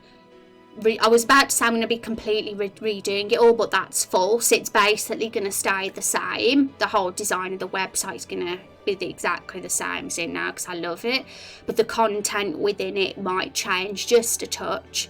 I know that I want to get the forms off the main page because it's just not working having the forms on there. People are filling them in all the time. People who don't even have Twitch are filling them in. It's crazy. So those forms are going to have to go. They're going to be put on a secret link somewhere so that only people who have got the raindrops will be able to see them. Likely I'll put the link in Discord, and then those with the Discord role will be able to see them. It's probably the best way to do it. So there's a few things on that website that will be taken off, and new stuff will be added on there instead. And this lore page here will be an extension of it, and anything that's related to the lore, whether it's the story, the characters, like the character profiles for example, anything at all that's on that codex list will be removed off the website and put on here instead. Because it's just a very organised way of doing it, keeping everything together like that. And I have to say, it's so much easier to do it on here, lore, written, loads of written text on here rather than my website. But the website's perfect for when I want to show off anything really dynamically and attract attention to anything. I like how it can do that. That's fair enough indeed. It's pretty shocking in all honesty. I don't know how people are able to find my website that aren't even on Twitch. They must find me off YouTube, but I don't really get much exposure on YouTube, so that's funny, but still, it's fun. I'm really flattered people want to fill the forms in, but it's sometimes can get hard to keep up with. Gotta go, unfortunately. See you. Take care, Real Infinite. Have an awesome day. Hope you have a good weekend, and thanks for hanging out. Alright guys, so what else have we got? We've started getting the themes written in here. I'm gonna just move this tab across. So Carol finding her family, because there's a few bits that come off this. I'm gonna put this Everbloom The Spell of Everbloom Forest, I'm gonna add that.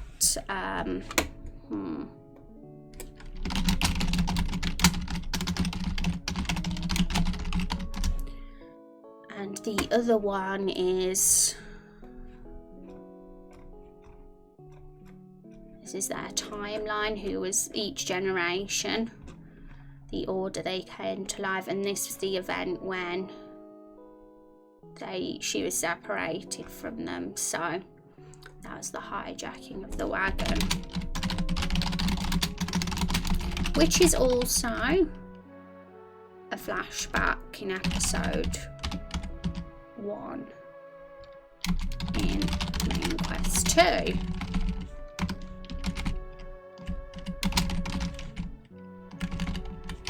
Now, we don't know if we'll ever see a flashback scene of this particular part because it isn't in anybody's point of view in the party. We haven't thought about that yet, about scenes that are happening outside our point of view.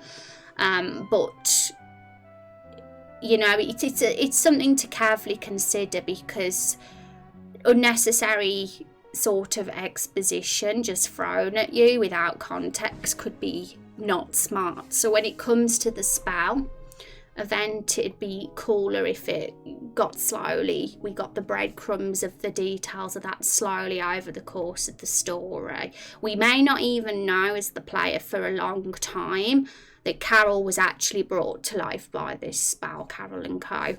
It might be a mystery until mid-game, you know. But it's there. It's good that we know this stuff as the people who are getting involved in writing it, because it has to make sense to us, even if it doesn't get revealed in the actual game until much later. So might make a note of that. May not be revealed until much later.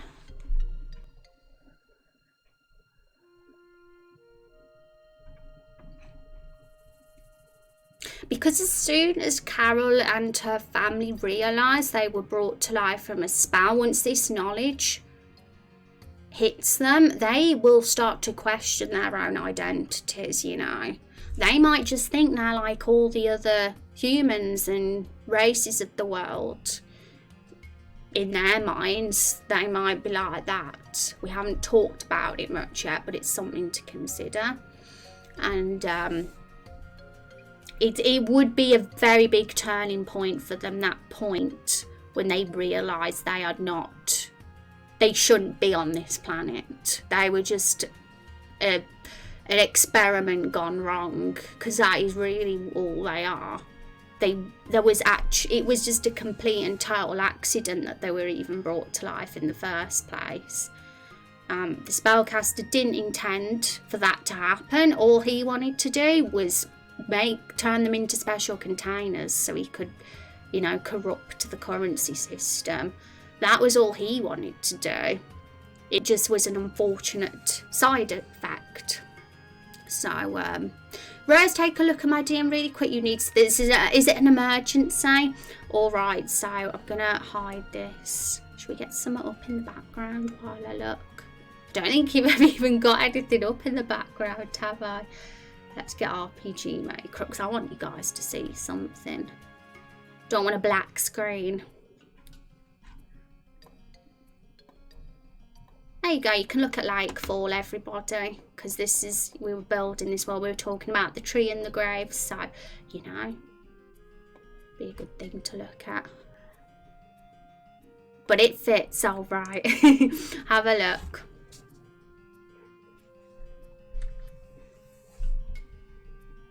And I assume because you've sent it me in a DM, you don't want me reading it out on stream, of course, so I won't, because otherwise you'd have said it in chat. So I won't be reading it out, I'll read it in my head.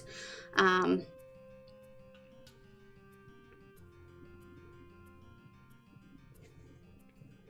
I'm also actually going to copy and paste this in my notepad file too, just so I don't forget, because You know, I wouldn't forget anywhere, but I like to have it in there too. So.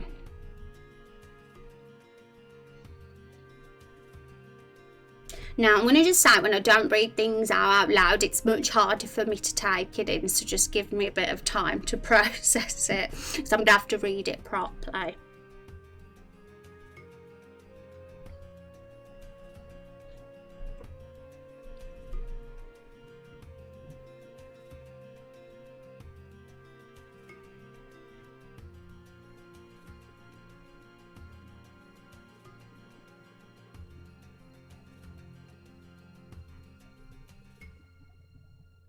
That's pretty cool, and I'm gonna have to read it again to get a proper grasp of that idea and make sure that there's no plot holes at all. But from what I'm gathering, that is pretty cool, and I think it could be doable. But yeah, like I said, I definitely want to have a proper consideration of this off stream. But it could be a good explanation for why things are the way they are, and it just gives a bit more depth to all this, and which is always a good idea. Okay, so this is going to be super important. I'm gonna talk to you about this after stream, if that's okay, Van. Probably be sending you some messages. So yes.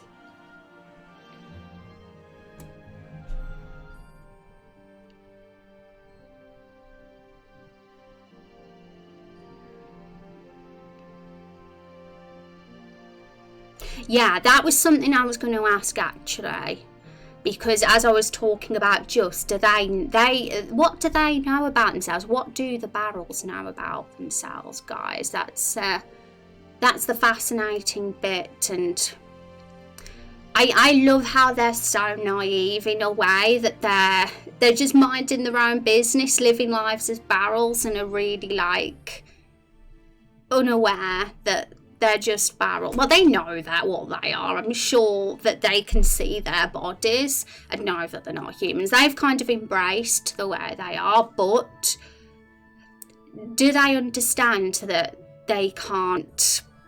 Do they understand that they're not really real? Like, they are real.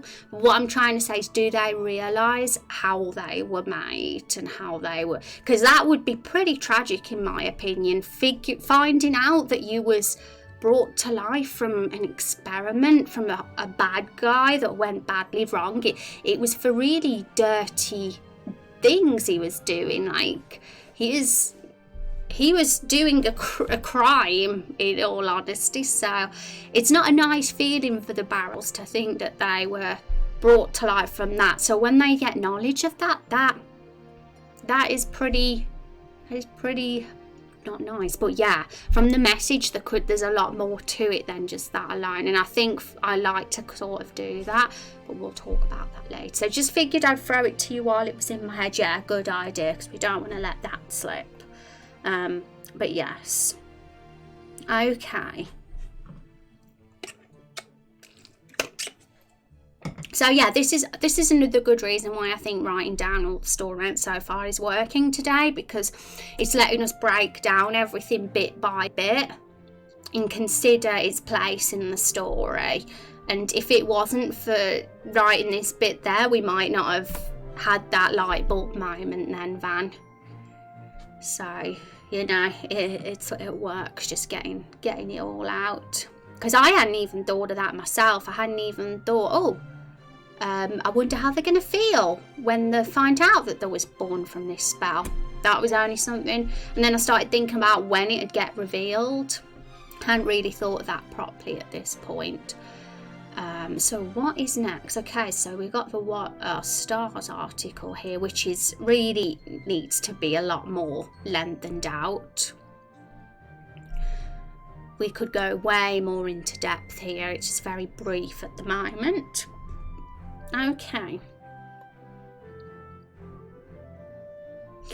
So the star thing, it might seem small on the outside, because all this star section here, the reason we've linked it from this is because there is a conversation in this particular scene. There's a bit of dialogue banter between the containers where they discuss stars together.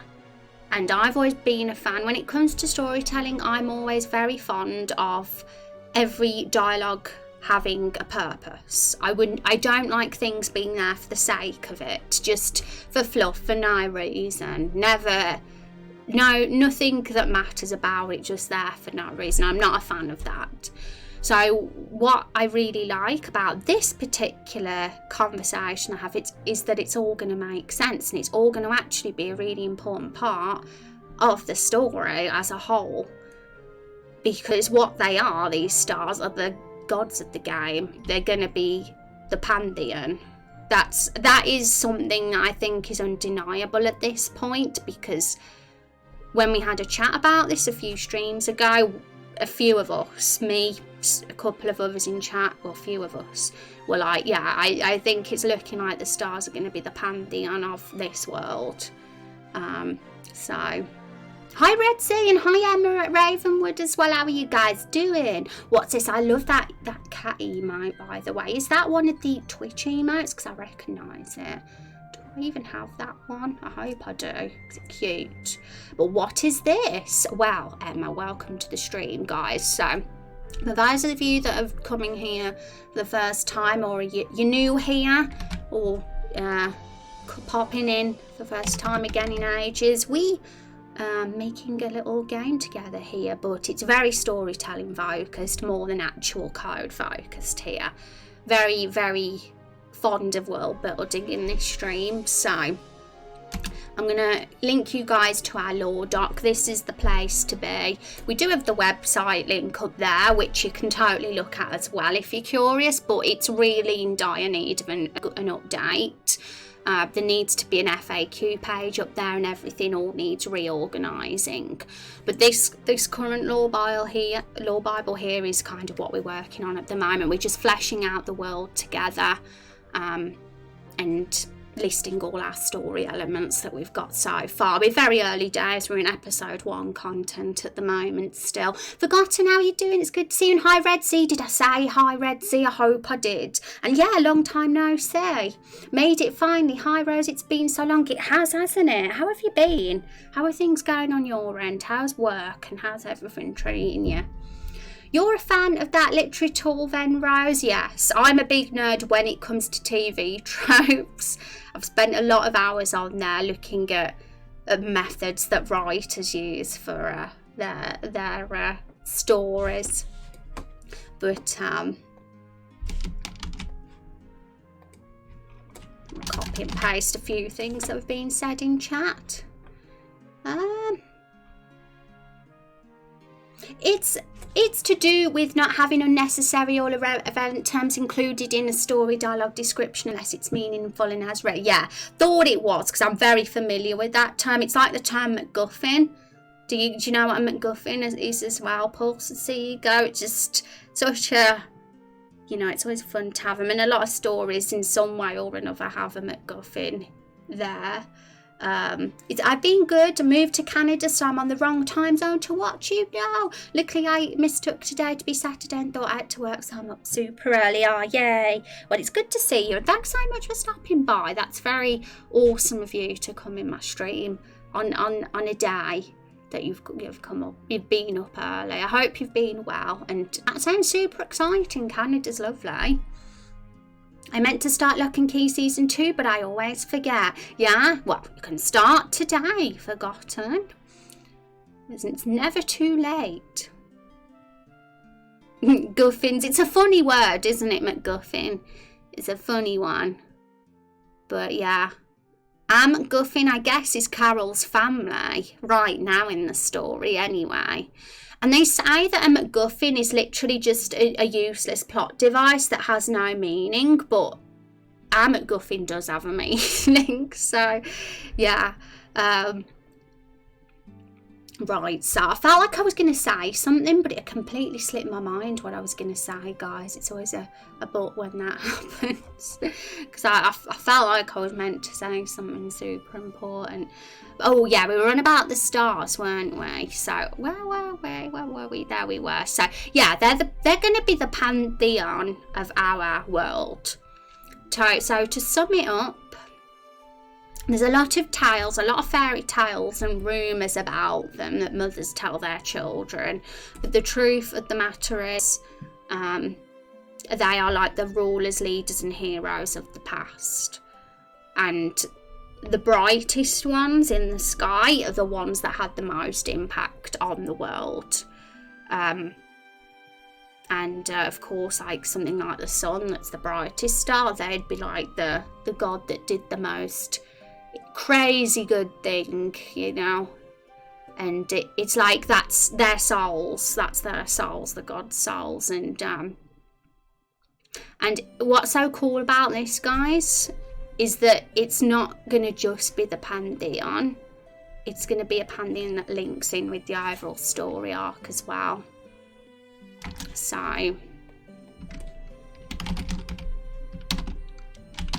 and I can't really go into full detail yet about how it links, because it's very complicated. I mean, I'm in the process of getting it all organised and put together and thought out, which is why I'm not able to fully give you the full insight of this overall story arc yet. But it's the plan, it's on the agenda to get something in the Lore Bible that gives an outline of it within the coming weeks. So I think it'll be pretty exciting to do that. So, but all I'm going to say is this whole concept that we've got here is going to be very much linked in with the barrels. And it's pretty strange to think, well, how would stars link with the barrels? But it does. It will. We'll make it so. Finding my normal account, yay! Normal account, Hypoo. Rose, did you do some thinking about the X factor of raindrops? Yeah, I basically, what it is, forgotten. The whole raindrops and the X element in this story is gonna be the main arc. And someone DM'd me, I've been having a good think, and we're putting an outline together of how it's all going to work. And your chat's ideas have like really helped form this. So right now, because of that, it's making it hard to like discuss it in chat properly right now, because there's all this writing process going on with this overall arc. A lot behind the scenes that hasn't been said yet. So of course we can't fully talk about that yet or think of any branching paths or quests off that just yet, but this is why I'm like listing a few different story elements here, because also, yeah, I should probably put that raindrops and X element as overall story arc as well. How could I not do that? That's the main bit. So I think it's gonna link. It's pretty obvious there's a link, because the whole spell business, you know, the fact that the spell happened and it was because of the raindrops, why it happened. The reason Carol was brought to life was because of the X element. You know, it's pretty clear that there's a link between that and Carol, and it's great that there is, to tie everything together like that. I'm in the same human as Pulse's ego, if anyone in chat is wondering. Yeah, Battle Sandwich has two personalities. He's two peoples. He is super powerful. He has powers, and he's two people in one. My goodness me. So yeah, these bits here are the main bits, the overall story arc that will go on. But I'm also listing the story elements that are only really gonna happen in Lakefall and Everbloom Forest. So, and then we've got both as well here. Because we found a way to get the graves to really link in with the overall story stuff as well. But this stuff here, guys, is really things that can still be developed further, I guess, because it doesn't. But there's a few ideas we've had. The tree is honestly the thing that is the least developed, so I'm going to put that at the bottom. There's room to really figure out stuff with that tree, but humans and reptile is the overarching theme of this episode. There's been a few ideas for it that I said today. Maybe one of the endings of Lakefall conclusion will be the reptiles taking back their home, and all of Lakefall will be that we're populated with reptiles instead of humans. That is a potential idea for how one of the endings of this episode could go. I like it. I'm pretty attached to it now, just because I'm a reptile sympathiser, that's why. Hi Nungi, how you doing? It's good to see you, and hi National as well. Has anyone mentioned how the X Factor in the Raindrops is best as how you have it? Yeah, it's gonna be cool, guys. It's gonna be good. I wish I could tell you more at this point about some of the plans, but it's very difficult to tell it when it's in the middle of being written, but it'll be there. I really cannot wait to just get everything mapped out and get something up on here. But yes, reptile sim detected. Yeah, we're all reptile sympathisers really, but I'm going to make it difficult. I want to make the choice difficult, but I've noted a few things you guys mentioned, and there's a few in particular I want to bold because they were interesting to me. This one that Aggro said was an interesting one, that it was discovered during a scientific experiment. I was like, yeah, that could totally be a thing that I could make work. Also, what Van said was very cool.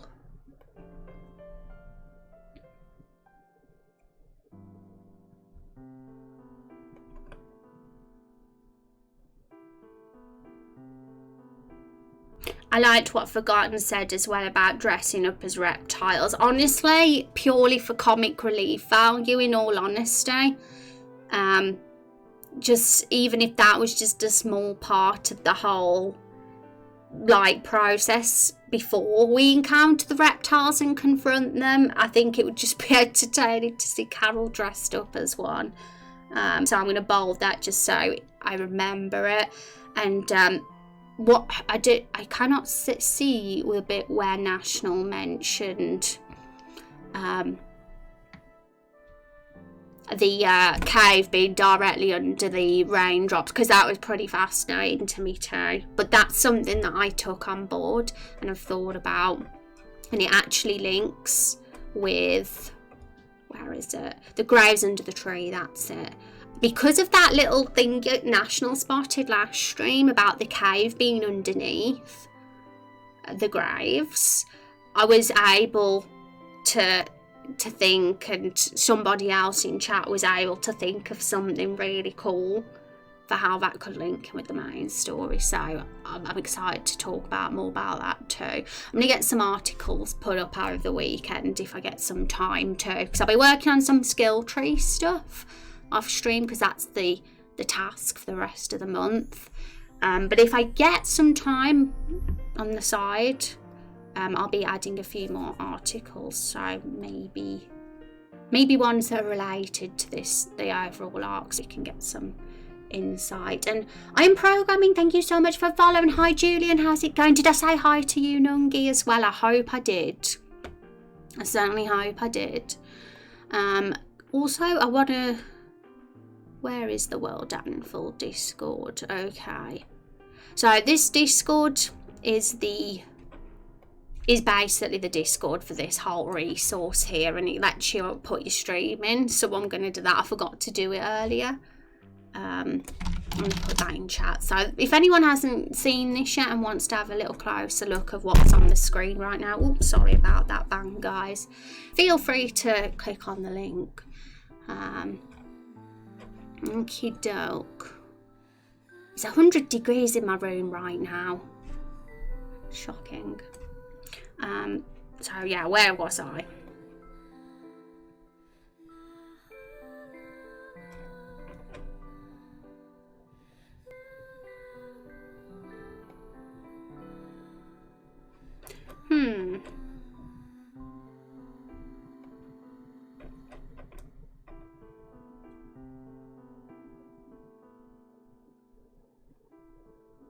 I think we'd be under writer and video gamers, would we be?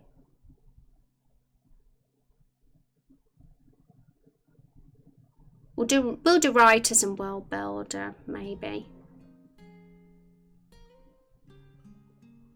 If it is, I'd do the video game one if that means that it's a game that we're doing, then I would. But I don't know if that's what it means. But where is it? Just going to quickly do this, guys. Interrupting our chats just to do this.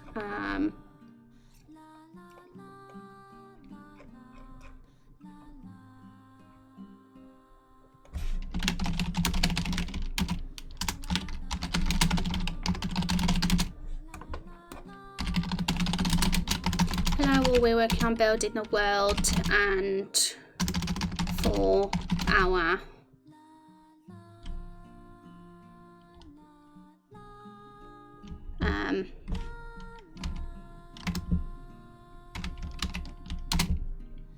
(2D) RPG game, fantasy game. Feel free to stop by and see what we're up to.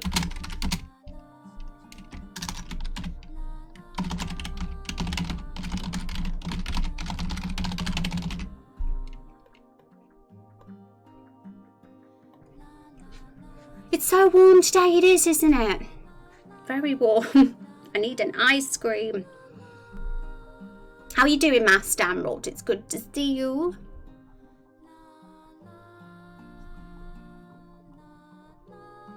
Yeah, 30 degrees one day and then pouring with rain the next. It's insane, isn't it?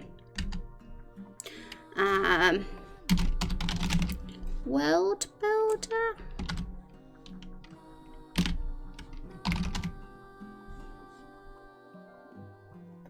I hope I've tagged the right thing. There we go. Whoa, big picture of me. No. Okay, so that's done. So guys, I just wanted to post in that Discord just so the peeps from World Anvil know about our little community here. 108 degrees. My goodness. Added googly eyes to my screen and make everything is better now. Yay! They say do that. They say if you feel nervous, put googly eyes on your mic and on your webcam. It is a good idea for sure. Okay.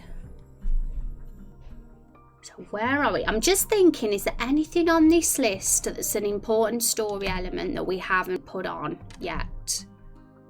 Because I'm thinking we might have done it all, but I want to get everything down just so there's no elements I'm neglecting here, and I want to decide what I'm going to focus on. I'm going to browse through everything to see. So yeah, we put the spell.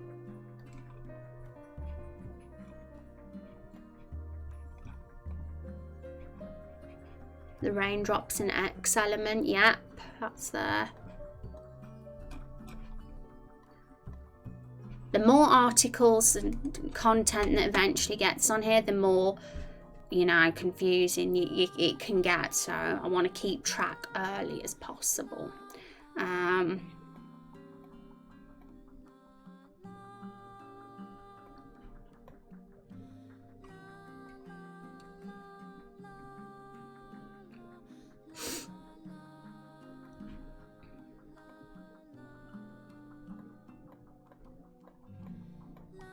Done none of those yet. Honestly, I think we're fine. I think we've done all what we need. And all this in episode 1 is literally just Fiona Bookington and Nigel Bookington stuff, which links to this bit here.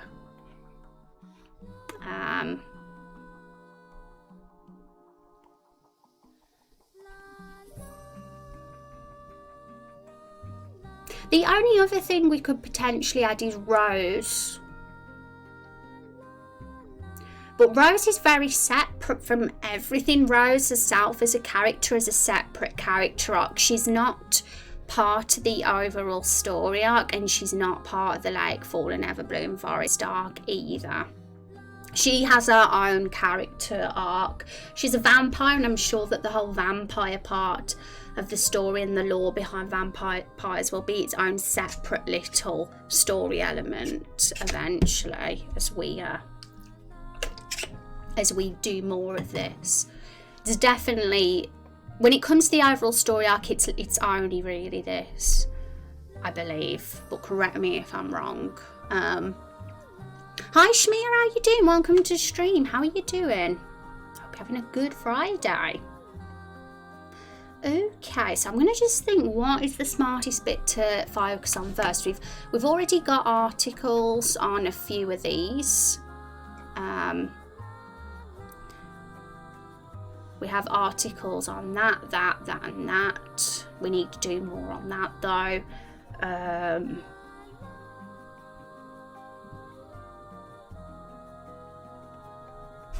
Also, we could add this. Let's give some bullet points to this actually.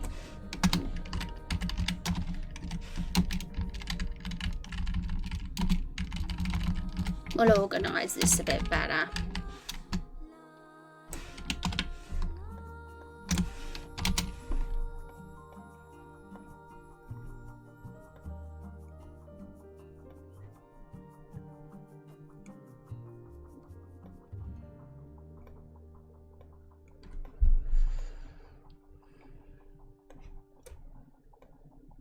I don't think there's anything that is both.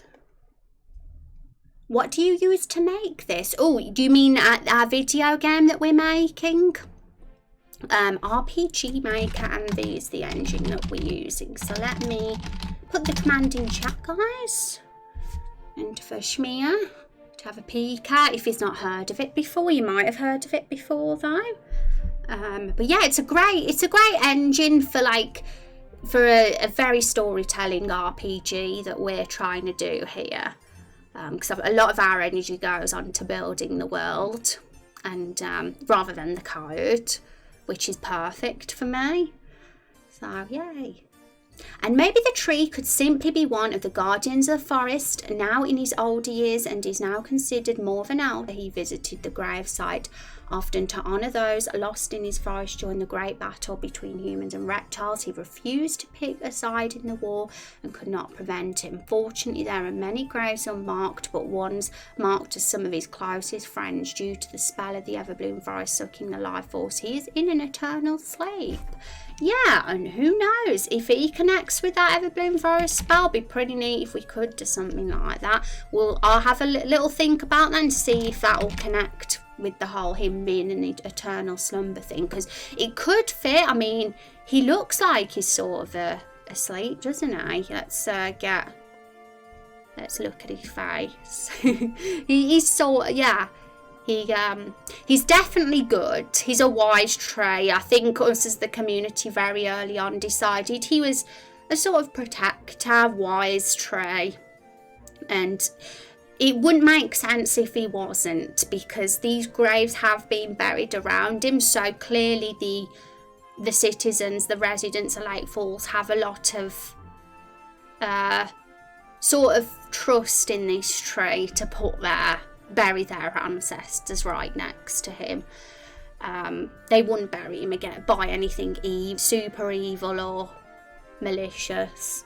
But yeah, that's interesting lore. I've copied and pasted it out, Grow. And it was also interesting that you mentioned that the humans and the reptiles, because we don't know the timeline of this war and how long it's been going on for. I mean, maybe the graves that are there now, maybe some of them are more recent, but maybe this history between this conflict is something that's been going on for many generations.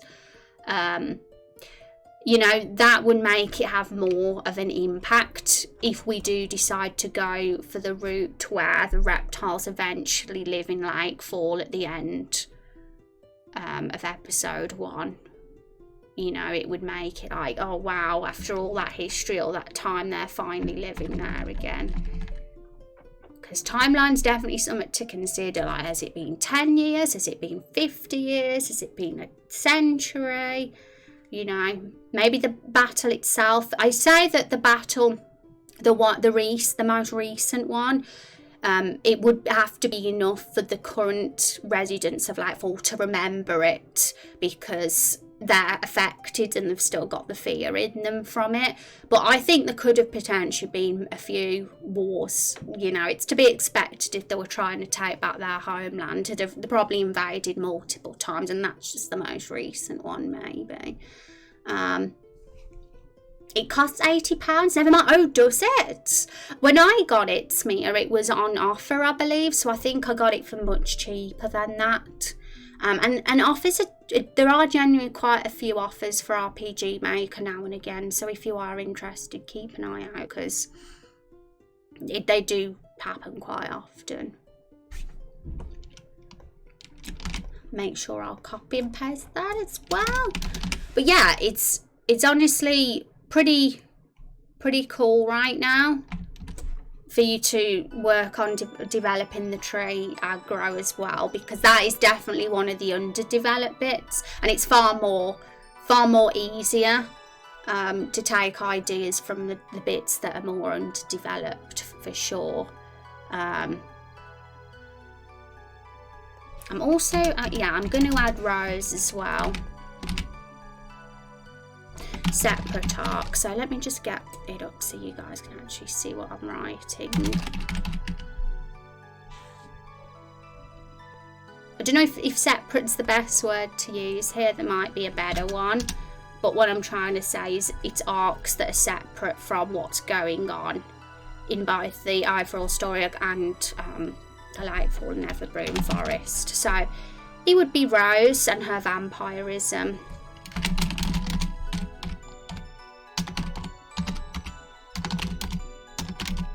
Vampirism is a word to say it.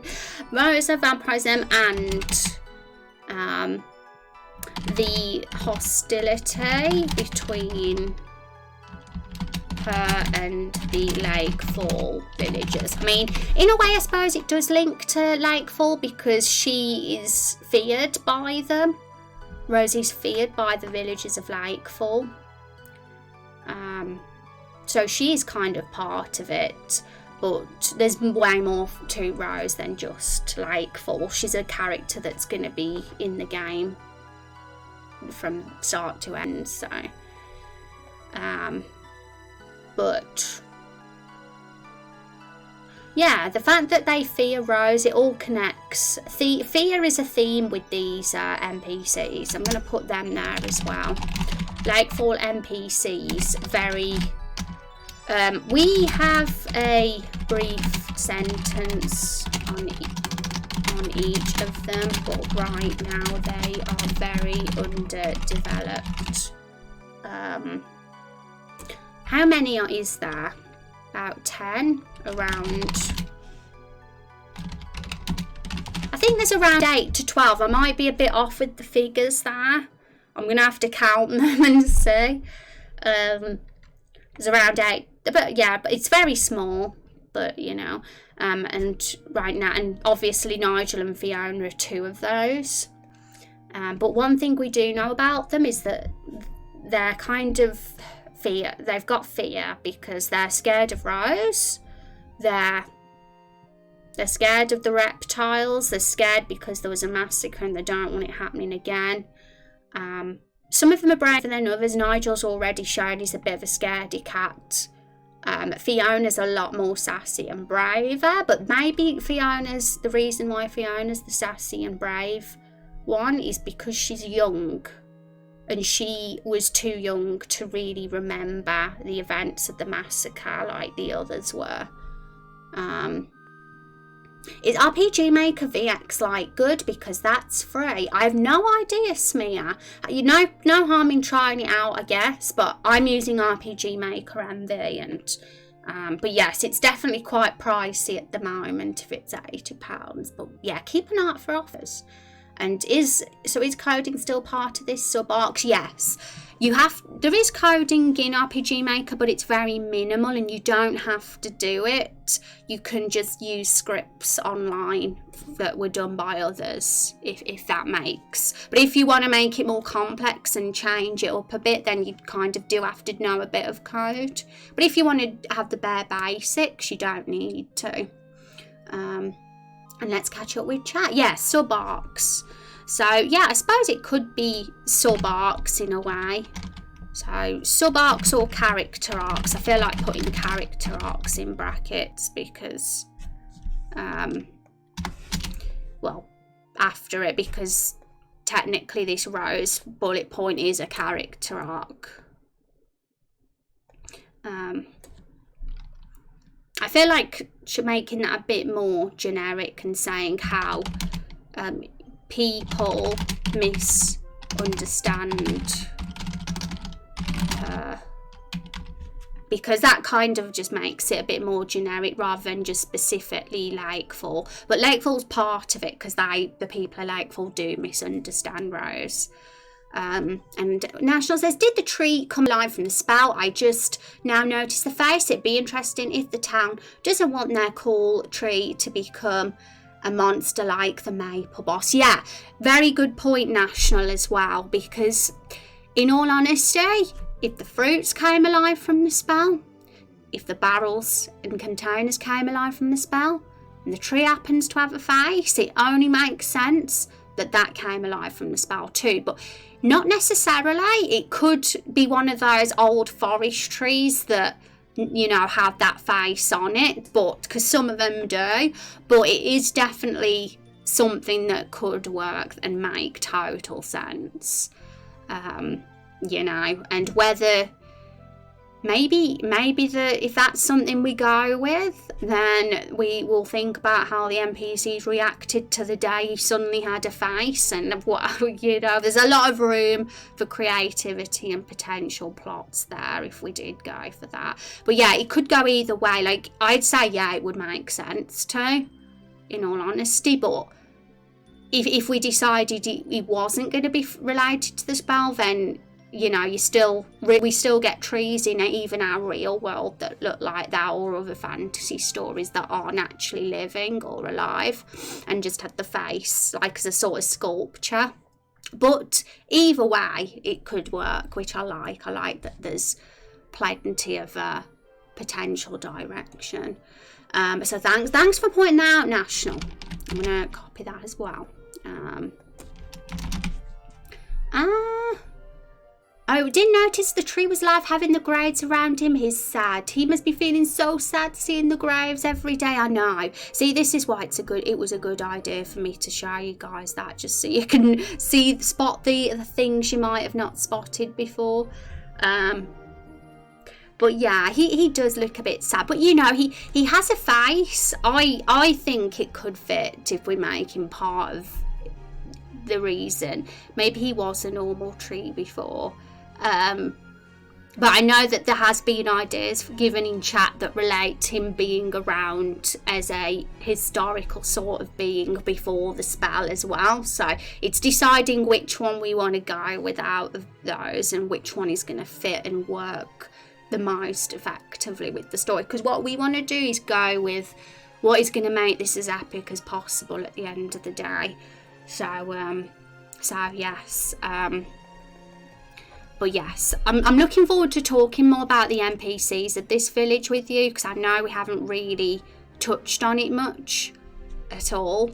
Like, you would have had to have been here in the first 10 streams back last year to remember them.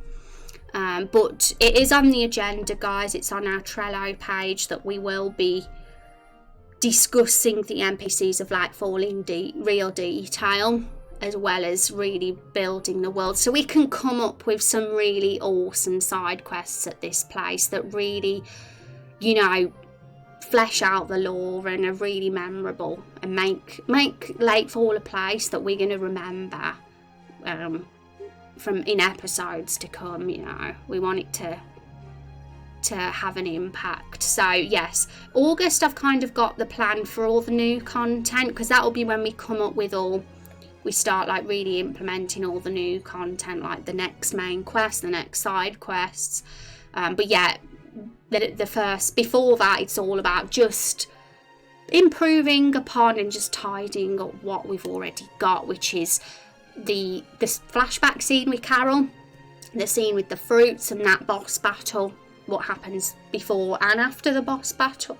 Pardon me, don't go in the burp. So yeah, I think it'll be a good time to really focus on looking at the fruits and Fiona, Bookington and Nigel again, as well, because we've spent time with them, we've had some ideas flowing with those guys, but there's definitely room for more plot, I'd say. And right now the fruits and Fiona and Nigel are very disconnected from what's happening in the overall story, which isn't always a problem. We're gonna have many elements that don't relate, and that is more fun sometimes, because especially while I'm still like in the process of getting that story arc done, I don't want to be like too like rigid about it and be like, oh no. Yeah, so it's nice to have some that totally don't link, because it is pretty hard to all this stuff here is pretty hard right now to write together as a community until I get the outline up. But all this bit here, totally we can have more ideas of together. So for that reason, it's probably nice that it is a separate thing from the main story, this part. Right, so there's so many ideas that were mentioned about Fiona, Nigel and the fruits. And there was we've already got a few for the humans and reptiles as well. You guys just mentioned some ideas about the tree. So we're building it, and I would really like to get those stuff put into the Bible, in all honesty. And we need to do a profile for Nigel and Fiona. We didn't even do a character sheet for those two. We didn't even do one with the fruits either. I think it might be cool to spend some time on those, because I feel like we've neglected their side of the story compared to Carol's. We've like sort of really spent a lot of time with those barrels and got some really cool things planned for them. Well, I have as well. I've got some thoughts for them. But as for the fruits and Fiona and Nigel, less of them. So I think it'd be nice to not neglect them anymore. Right, so I'm gonna have a look. This is what you guys have said, and I'm going to remind myself of some of the things that was said about them.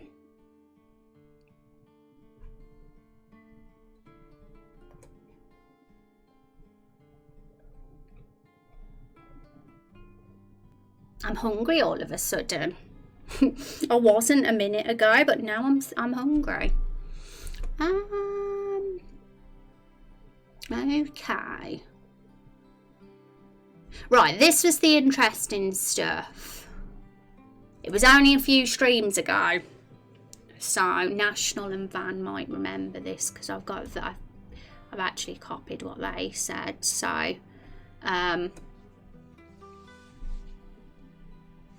the innkeeper doesn't want to bloody her own hands after doing the work of capturing Rose. Yeah, that was an idea, and it's more simple than the immortal concept we had for Rose, but because I'm kind of very hesitant to make her too OP, because I love the vulnerable Rose, I kind of want to go for that simpler route, I guess, with Fiona.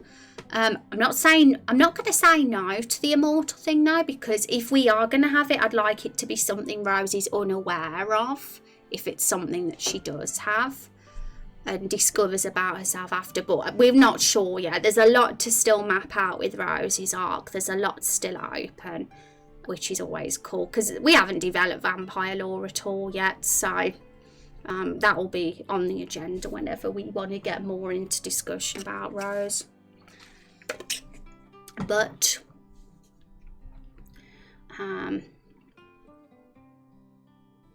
Yep.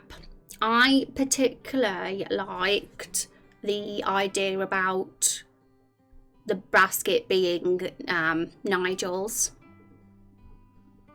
rather than Fiona's, because it's just an unexpected twist, you know. Who'd have thought it'd be Nigel's basket? And we need to bring Nigel into the story a bit more too, because he's done nothing apart from just be the first quest giver of the game. So fleshing him out a bit would be super cool.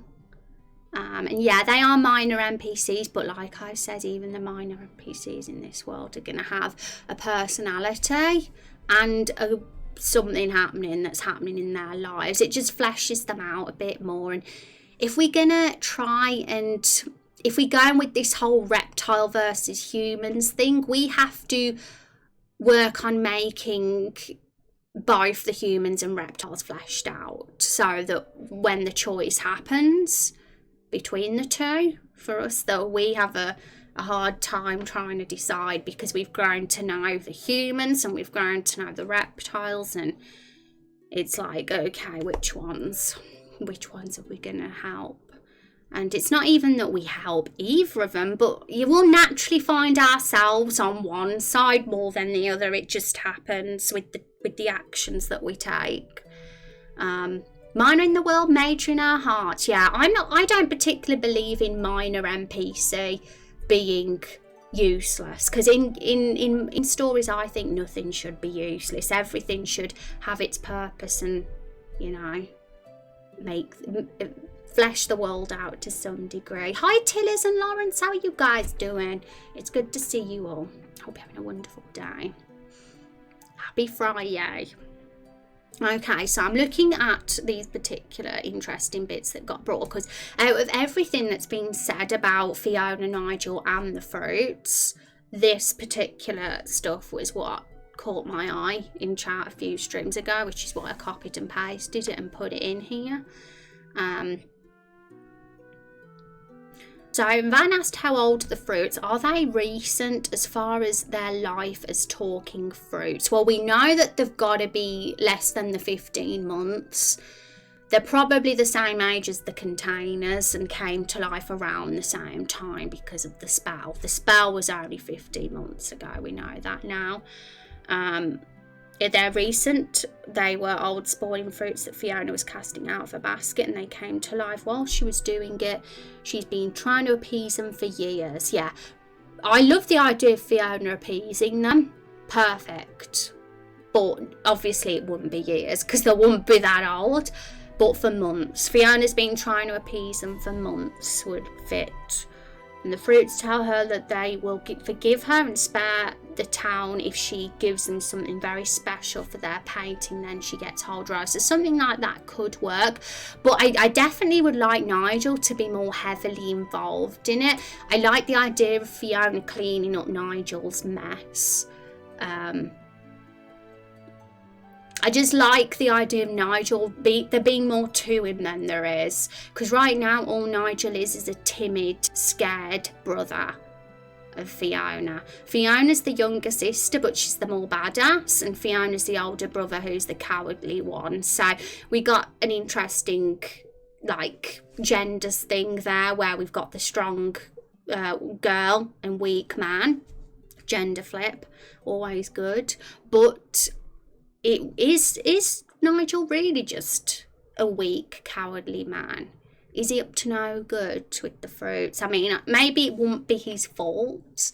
I feel like he's got himself into a mess by being an idiot, like bullying was mentioned here. And, you know, it's all very interesting. And what's interesting about the fruits, they are trying to conquer Lakefall, just like the reptiles were. It's like, the cycle never ends. History repeats itself. And to the Lakefall residents, it's a nightmare that's happening all over again. Fiona and Nigel are probably like, no, we can't have another invasion after last time, all the people that died.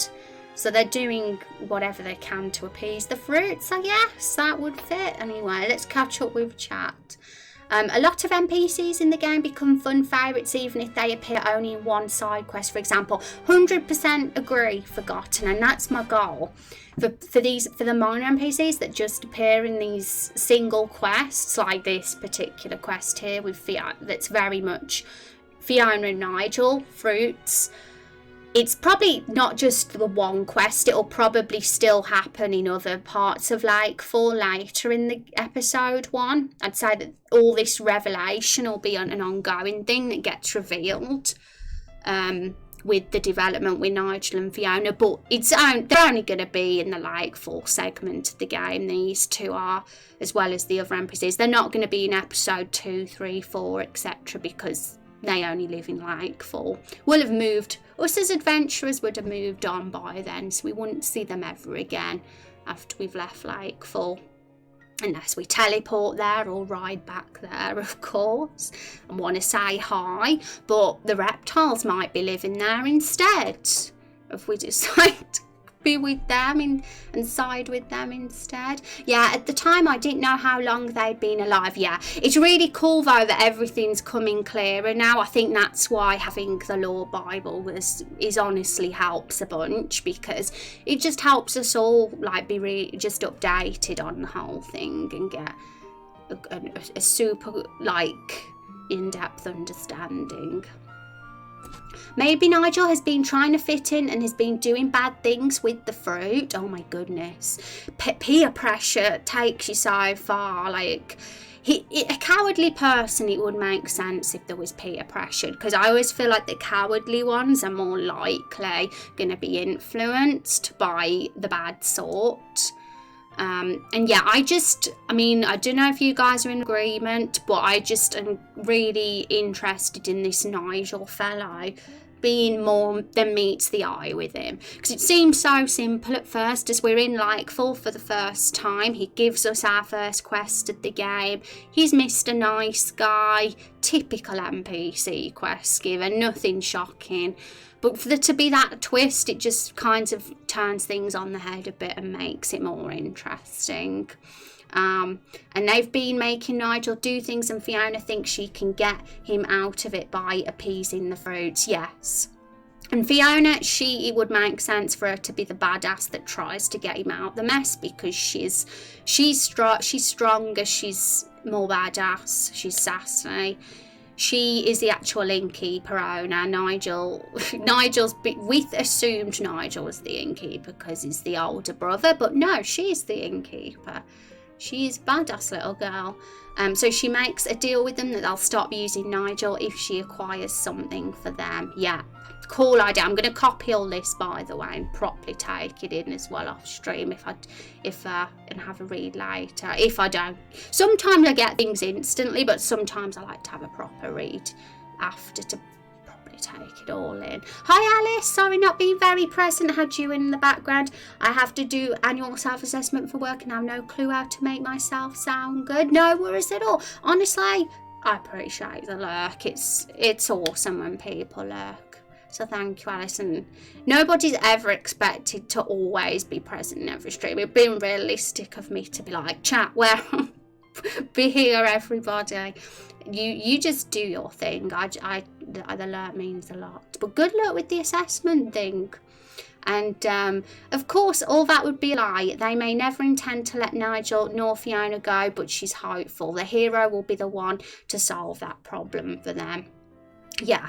So yeah, it's all a big mess, I guess. They've gone into this mess with the fruits. I definitely can see that being a thing. And the fact that Fiona has got Rose and tells the hero to give Rose to them just confirms that there's a sort of deal going on with Rose and with Fiona and these fruits, that's kind of clear, because why else would she tell us to take Rose to them? How would she even know the fruits existed? Fiona clearly has a relationship with the fruits, that has been established. And the basket too, I loved, I think it was national, the idea of the basket that the fruits were actually in the cutscene. of it belonging to one of the siblings. First it was Fiona, her basket, but it would be Nigel's basket, just makes it that much better. Imagine a timeline where we allies with the reptiles. Yeah, and I think that's the thing. One thing I do that has been established, forgotten, is that although it looks like we've got 2 antagonist reptiles here, one of those reptile antagonists DM'd me and said, is it possible for them to be a playable character if the hero decides to sympathise with the reptile's course? Then that reptile antagonist would join the party as an optional playable character, but only if you did certain things. That reptile would not join you easily, put it that way. You have to do certain things to get him to be that optional player. And I was like, yeah, I love the idea of an optional antagonist potentially joining you from the choices it's made. So yeah, the fact from that alone just shows that there's a potential ally. We can have one as a potential ally and then be friends with the reptiles in a certain in the game. Someone could get it that way. And hi Dan, how you doing? It's good to see you. Thank you so much for that follow, by the way. Oh, are you covered now? Assessments are always hard. They are. Boo assessments. Could Nigel be a painter, a person that appreciates the beauty of nature but easily influenced and can't seem to stay out of trouble? Who knows? It's something to consider when you mentioning that, Aggro, what their leisure time activities are. I've always thought, like, when it comes to developing NPCs that live in villages and cities, you want to fill in all these little gaps, like what do they do for entertainment, what do they do for leisure. They're not going to just stand in their place of work all day or walk around the village in circles like they do in many RPGs. Like, in my opinion, these characters should have lives of their own. So obviously they're only minor NPCs, so we can only go so far with developing them, but we can at least have a sort of things that they do day to day in mind, just to flesh it out that much more and make it more of a living, breathing world. So things like that, Nigel could like painting in his spare time. Maybe that's how he met the fruits in the first place, because we'd have to consider, how did they even meet? Like, you know, I mean, maybe someone said that up above. Maybe I missed it. I'm going to have to copy all of chat right now because I don't want to make sure nothing's gone missed. So, but I'm going to reread, of course, at some point. But if it wasn't mentioned by you guys about how Nigel and the fruits met, that is an option. Maybe Nigel loves painting. The fruits love painting. They had that in common and something happened to make them cross paths. And that's where they all got into this big mess and along the way. And maybe Nigel isn't only a painter but a craftsman who makes paints, dyes and other colours. He would be useful to the fruits, and maybe he's a great painter compared to the jealous fruits. So bullying him and making them work for him and putting down his work trying to make him worse. Yeah, maybe the fruits suck at painting. That's something to consider. And one interesting thing is, which I haven't really talked to you guys about yet because we haven't discussed it much, but this boss, there's a phase, the second phase, where a painting actually is in the fight, an actual painting, and the painting that is there depends on the fruit that was killed last in the first phase, so it changes based on the fruit that was killed. And the paintings that we went with, the assets in the end that we made, it was weeks ago when we did those streams, but they were very fancy looking paintings. But maybe the fruits didn't do them. Maybe they made Nigel do it for them. You know, if he's the one that's the good painter, they could have forced him to do their paintings for them, maybe. Like you say. Have to go finish the assignment. Just wanted to follow and say hi, trying to broaden my contacts on World Anvil and game dev communities. Have a nice stream. Well, thanks for stopping by. It's lovely to see you. And thanks for clicking and hanging out for a bit. Have good luck with the assignment as well. Have an awesome day. And it was good to meet you. I was just thinking, Painter, because in episode part 2, it mentions when you reach destination, you see Painter's easel. Carol demands that Rose paints a picture of who took her son. Don't know where the destination is. Could even have a scene where Nigel is freaking out where Rose used her own blood on one of his canvases. Yeah, well, the Painter's easel is simply there because the fruits are painters themselves. But Nigel being a painter too would totally fit, because they would have that in common then. Having that common shared craft, hobby, would have been a reason for how they could have even met in the first place, because that is something we have to consider, how they met, their first meeting, how Nigel got involved in the mess, and having him be a painter or a craftsman, having this little, like we say, what you guys have just said in chat about what happened, it all fits. I think it's all totally workable. Yeah, and we could think of things that happen off that as well after, because we will be going back to Lakefall after we've killed the fruits. That's something we need to realise. Once the fruits are done and dusted, well, you do have the option to keep the fruits alive. That is something I want to make clear.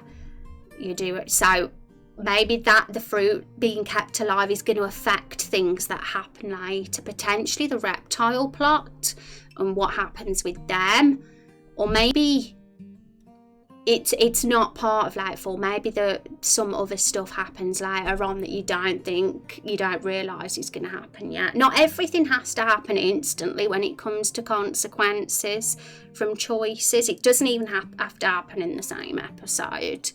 It could come back to haunt the player later, the choice they made. But I just wanted to make it clear that is a thing. But this is really why I want to make it priority, to get all this information in this little thing got for you guys, because that'll all go in there when we've done the fruit profiles. It'll be like, we'll talk about the fact there's a choice, what each of their paintings look like in each with who, we kind of like touched on it in episode 2 that there is a choice.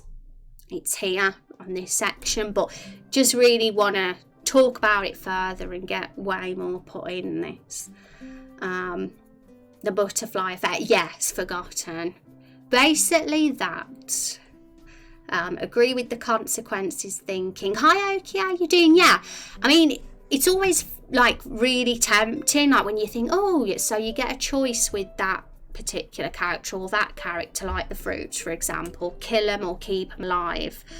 And it's always tempting to think, oh, let's fit this in with Lakefall and Everbloom and make it backfire on the reptiles somehow and at the end. But no, not necessarily. Like we say, it could come back to haunt you after in episode 3 or something. It's evil, but it's interesting because it also allows us to keep things very open as well, if we don't have to deal with everything all at once as a community, by leaving things and putting them aside and say this will come back later in episode 2 or 3 or whenever. It allows us time to think about what could happen over the course of the development.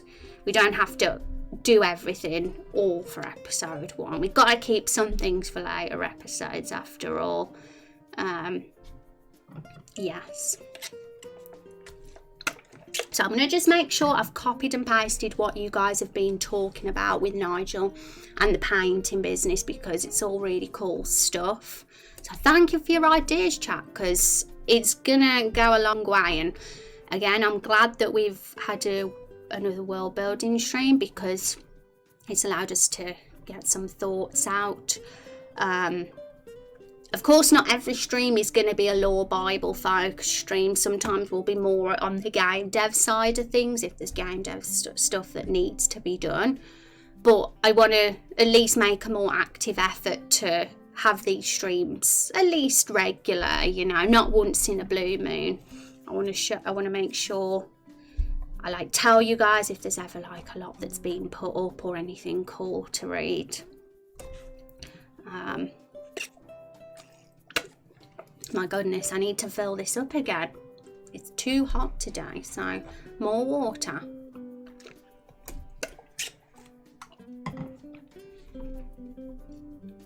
They teach him how to paint and how to do so in blood. This could be part of Apple trying to turn the fruits towards being good, rather less evil, taking over town by making the residents their allies, rather than just juicing over every human they meet. Yeah, let's copy and paste that as well. But technically, I mean, maybe I'm missing something, National. Correct me if I've completely missed the plot, but how would he know how to paint blood before the rose capturing?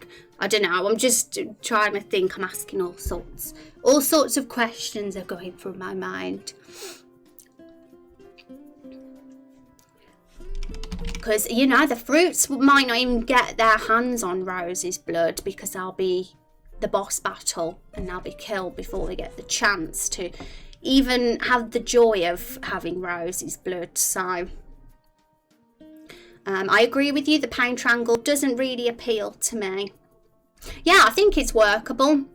It doesn't have to be super complicated. Nigel being a painter could be literally just something that made him meet the fruits, and that's what's making them blackmail them doing the work for him. But it doesn't have to be super complex. It could be just as simple as, like, say what Van said earlier on. Yeah. Okay. I feel like I've missed something, copying and pasting something, so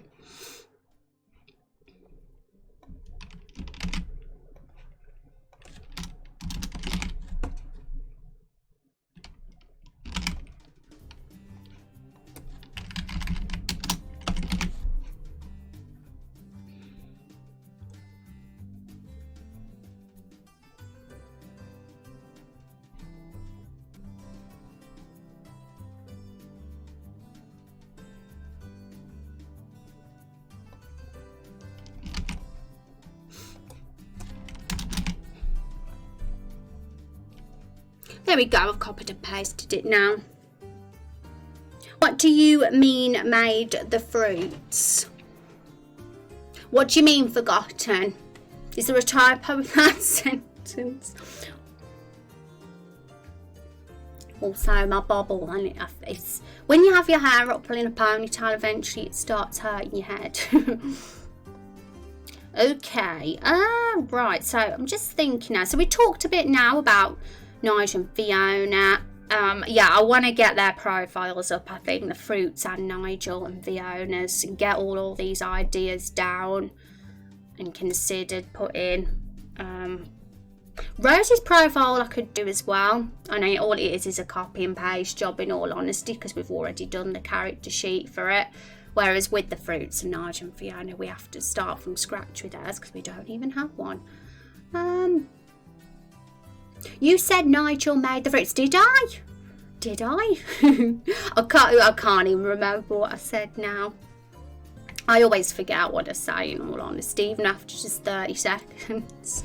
But no, Nigel didn't make the fruits. The fruits were brought to life from the spell, so... But one thing about the fruits, they don't like humans because the humans have ate them. They've ate the other fruits on the tree, and they were their family. So, you know, they want revenge. But one thing I think, thinking about that, another thing that's going to be really cool to get in will be the dialogues. Because I've been doing the dialogues on Draw.io, and I know there's a way to embed dialogue into the posts on this website.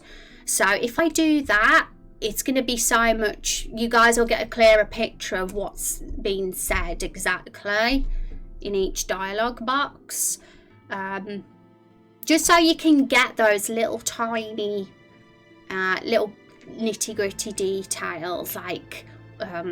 for example, I can't think off the top of my head what they say now, but Tomato says something like they juiced his mother up and Plum's like, yeah, they baked my uncle into a pie, and they just talk about how humans have, what they've done to their fellow fruits and how they're not happy about it, and it just gives that little extra detail about their character.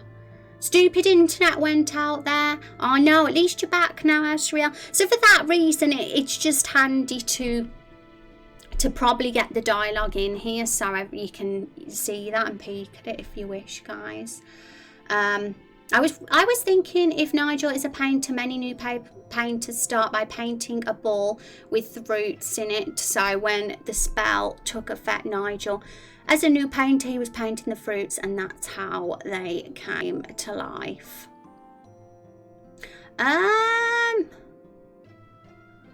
Let me think.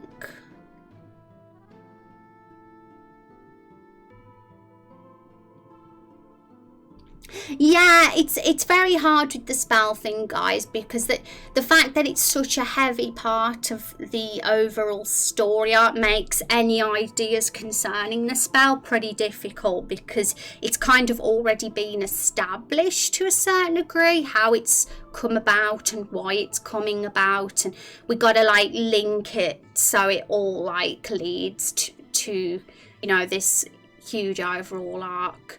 It's I mean, there's still definitely some details that need to be filled in, but it's almost impossible to bounce ideas when concerning the spell and the raindrops and examine, simply because of clashes of things. Like, you know, we can, so if you get what I mean. But it's a challenge. It's always a challenge doing collaboration projects, because you can't do everything, you know, you can't have every single idea. But of course, some of the ideas that you do have could be great and are going to lead to great stuff. So, yeah, it will. But yeah, certain things, of course, might not be a fit. And it's a bit complicated with the spell. Yeah, the spell confuses me sometimes as well. I have to reread all of it. The paintings the fruits make are awesome and good indication of what sort of threat they were, painting what look like essentially representations of warrior goddesses. Yeah, yeah. Oh, you remember those, National?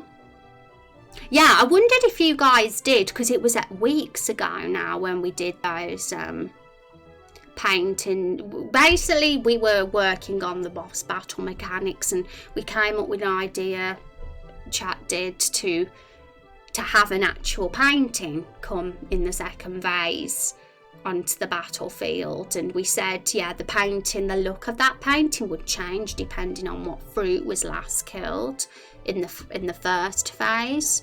And yeah, we found some really cool assets we could use for those paintings, and it seems like National remembers them. I'm going to have to get them put in the Bible. There's just so much stuff to get put in. You think that you've only done a little bit of the game because there's only 2 main quests, but then you realise how much stuff you've done and how much needs to get put in. They were gorgeous, and the last kill mechanic was so cool. Yeah, I think so. Really super unique for first boss as well, because first bosses are usually not as this cool as the fruit. So I'm excited to get those mechanics like sorted, and it'll be really fun. Oh yeah, I'm just frying. Oh yeah, it's no worries, Forgotten. I mean, you have been super.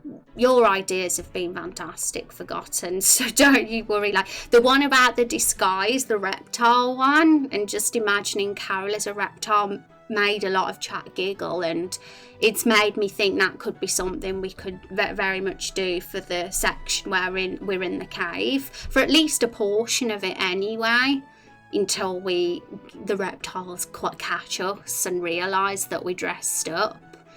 Which Carol kind of would be what make us... she'd be the one that would make the reptiles realise that we're not really reptiles, because she'd be dressed up so badly. Carol would not make a convincing reptile.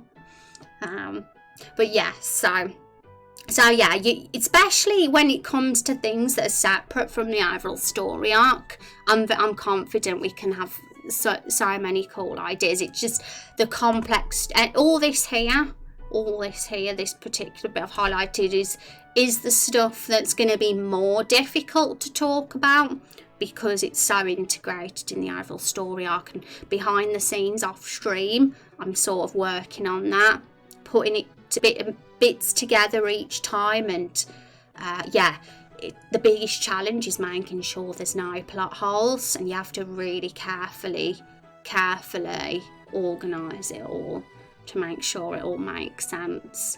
So yes, but yeah, all this, we got room together to come up with all sorts of cool ideas for these particular things. But yeah, we've really fleshed some of it out now. We've fleshed out these more.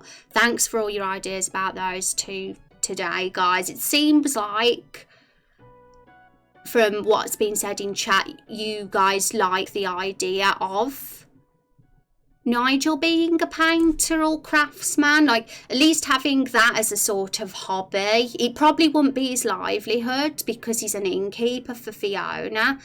Well, Fiona's the innkeeper. He's just the little man, you know, that works for her. But he's going to have more to his life than just be someone behind a desk. But his name's Bookington. I think I remember someone saying he'd be a bit of a bookworm because he's got the Bookington surname, just as a pun. But people who are bookworms are usually people that are creative in general in the arts as well. So it wouldn't be out of the ordinary that he was just a man of the arts in general. Very like the cultured, posh sort. Would fit him, I'd say. And I like, the reason I like the idea of him being a sort of painter or artsy craftsman person is simply because it's just an easy way for us to get him to meet the fruits. We could just use it as a plot device for that reason. I mean, if we wanted to make it more detailed, we could, but we don't necessarily have to. It could just be as simple as that. Secret painter. Maybe he does in secret. Yeah, maybe nobody knows about his little hobby. Yeah, but hobbies, entertainment, what they do for leisure is just something to definitely consider, because it just will flesh out the NPCs more, and I'm very fond of thinking about that. Like, if we look at this little village, what would they do? Would they not going to just stand there? How bored would you be if you were just walking in this circle forever and maybe just go in some of the shops now and again? I mean, they've got a tavern, but no, are they going to just be drunk in the pub all day? This is our little pub, guys. I'm going to change a bit of the interior design now, just so you know. A few little recolours. This particular wall here, I want to make it the same colour as what we've got here on the stream. So just, there might be a few little recolouring sections, but yeah. So we got the tavern, and I want to talk to you guys more about the NPCs, but that'll be in the future streams, I think. So I think we'd be putting a bit too much on ourselves to bring them into things right now. We'll put them at the side for now and think about the other NPCs at a future time and just focus on what we've already wrote so far. But as you can see, we've got some in here, and yeah. Many people in town could be named after or in honour of a person from the star pantheon. Yeah, well, the pantheon stuff is also really fascinating, folks, because as you can see, that, well, you can't see because didn't have it up, but I have sort of connected it to the overall story arc in a way. So there is going to be a link there with the stars pantheon and the overall story arc. It's probably weird to think how the stars and the pantheon would link with Carol the Barrel, but somehow it will. And it's pretty open-ended when it comes to who we can have right now, but there are a few things that have to be a certain way with it, but we'll get a chance to talk about that more when we have a proper pantheon chat stream at some point, for sure. And I am still going to take into account what you said. National, it might be workable, it might not, to have that be the case. It's definitely something to at least consider. Because at the moment, I'm still writing, thinking of things and seeing what works and what doesn't. So, by the way, if they get caught disguised as reptiles, it will be funny having Carol blame the player for it being totally oblivious it was because of her. Yeah, I think I like the idea of having that little segment in the caves at some point, just even if it's just for half of the cave part, just for the comic relief. In all honesty, you've got to have those moments in a story to make it memorable. And I want people to, because I could imagine people being like, oh my goodness, remember that part in the story where Carol had to dress up as a reptile, but it was so silly, and it was like things like that. I feel people remember. I know I would anyway. If we actually genuinely make it funny, then yes, it would work. But in my head, it totally could be funny. So yeah, I'm going to copy what you said there for Gone, because that has totally got to be the dialogue. Carol would definitely blame the player, the hero, because she's a Sundayer. She would not blame herself. She's super defensive. If anyone blamed her, she'd blame them. Like an outsider artist, untrained but secretly really talented. Yeah, I think if Nigel is a painter, he would be good at it for sure. Especially if the fruits are terrible and Nigel's good, it would make sense why they start to use him and use him for his talents. And maybe Nigel was the one that painted the paintings for the fruits. I'm going to copy that as well.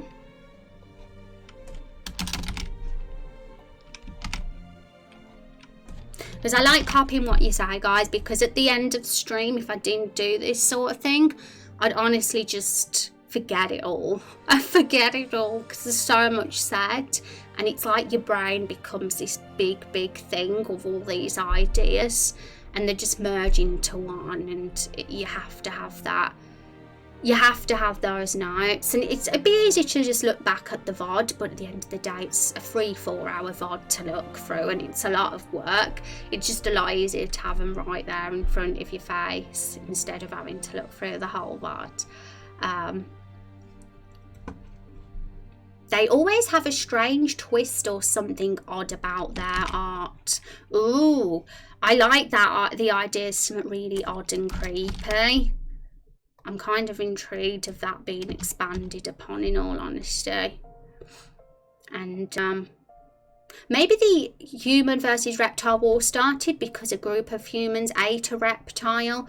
They could even be a group, not the village, but the reptile bones kept appearing in the forest. Alice should have designed the reptile suits. I'd have loved to have seen that. I'd love to see some reptile costumes. I want to see a barrel one, though. But yeah, I'm going to copy that as well, aggro. I mean, it might be just the case. I mean, I might be wrong. But right now, it's as simple as the humans invaded for years and years, decades before, and stole from the reptiles. 4 was the original home of the reptiles, and the humans took it from them. That makes the reptiles sympathetic in a really cool way. But other stuff happening as well, other creepy stuff like that, the humans have done more wrong stuff, eating them or whatever, could just make the reptiles even more sympathetic. If there's even more bad things the humans have done, rather than just invade the reptiles' original home, the more things that make them bad, the better. I say that, I'm trying to I'm such a reptile sympathiser, I'm trying to make the humans evil here, but ignore me, because in all honesty, it has to be balanced. There has to be things that make the reptiles sympathetic, but there also has to be things that make the humans' cause understandable too, or at least make the humans, some of them, likeable. Because when we get that choice of who we're going to sort of be more on side of, we want to at least make it a hard choice. We don't want the player to be like, oh, easily the reptiles, the human, the scum, easy choice. Like we want to at least make it a little bit of a choice. Like, I want people to be like, but that NPC, that human NPC is really cool. I really like that human NPC, and I don't want to side with the reptiles because I'm really attached to that human NPC, and I don't want them to die. So in because of that, I'm confused, and I don't know who I'm gonna side with, because I love both the reptiles, and I wanna kind of be a bit mean like that and make players struggle and have a conflict in their hearts of who they want to side with. So yes, it's about that balance. And you want people to start making memes at the caliber of Skyrim memes? Yes, that would be great. If anybody ever made a meme of this, and yeah, I'd be flattered. Anything at all, any kind of fan tribute to Raindrop Chronicles, I would be screaming if that happened. Probably do some streams making costumes from the game once you release episode 1. Oh my goodness. Yes, when the launch happens, that'll be an exciting time, because we'll actually have an actual game at that point. How cool will that be? An actual product. And that's the goals. That's goals. Once we get to that point, I'm going to be like, yes. Be the best. We need reptile suit, Carol plushie, and yes, forgotten, that is another dream. A plushie line of Carol and her family. Getting plushies done is no easy feat. From what I'm aware, it's pretty expensive, and yep. But I'd love it to be a thing, you know. I'd love that to have a plushie line of them. But yeah, a reptile suit Carol plushie would be a limited edition special, for sure. You've inspired me now. Yes. Yeah, Agra's inspired Alice. I want to see these costumes. I'm already hyped for them. Hi Virtual, how are you doing? Hello everyone, how are you doing? Well, best wishes from this wondering Ember. Yeah, I'm doing good, Virtual. How are you? How was your Friday today? I hope it's treating you well. Thanks for stopping in. I could definitely make you a one-off, but I imagine getting a lot made would be crazy. Yeah, Alice, that is definitely the challenge, because I'd love to have it's nice to have a few made and then sell them off as special limited editions. But what would be the coolest would to have a line of plushies that anybody could buy at any time, and it wasn't a limited period. That would be so cool if it was an official thing. But oh my god, imagine how crazy it would be you'd have to have like hundreds, thousands of them made and ongoing as well. It would be so pricey. Crazy. Let's just get you a mega famous, then you can afford it. Yeah. If somehow this game is a hit, then yeah, that is definitely that would definitely make it possible. I was thinking along the lines that they lived peacefully together in the village. There was a dispute amongst the village when reptile bones started appearing around the forest and caused disputes among the village, but neither party ended up being guilty, and it could bring in more room for development. Yeah. Who knows? That could be possible. I mean, I do imagine, but maybe this is just me. Maybe you guys have other ideas from this. I imagine the reptiles were there first. Maybe humans came after, and it wasn't like a sudden invasion. Maybe they tried to live in harmony at first, but everything kicked off, and then there was the first war, maybe a few decades prior, maybe even longer than a few decades, maybe a century, and everything kicked off. Humans took it from under the reptiles' noses, and that was it. Fully populated the humans, no reptiles. And so yeah, maybe it was the fact that they did live peacefully at first, and there was like a dispute, some conflict that just kicked it all off, and then the reptiles were completely sent away and forced to live in the cave, and they've been there ever since. But then they had the invasion attempt with the massacre, but then that was it. They're back in the cave again. So something went down where it wasn't successful, that massacre, even though they did kill many people. But maybe some reptiles died as well in that massacre. It's looking like bad for the reptiles, because it's looking like there's a lot of human bodies there, which, as we can see, there's quite a few that did die, and those are the ancestors of the Lightfall people. But you know, we don't know, that there could have been even more reptiles that died, that, you know, that the reptiles took away after and mourned and buried them themselves, but we just haven't seen them. We're seeing this from the humans' point of view, so it's making the humans look more sympathetic at this point, but we don't know what's happened on the reptiles' point of view of things that we haven't seen yet. It's going to be far more complicated. So I'm going to copy Agro's idea about that.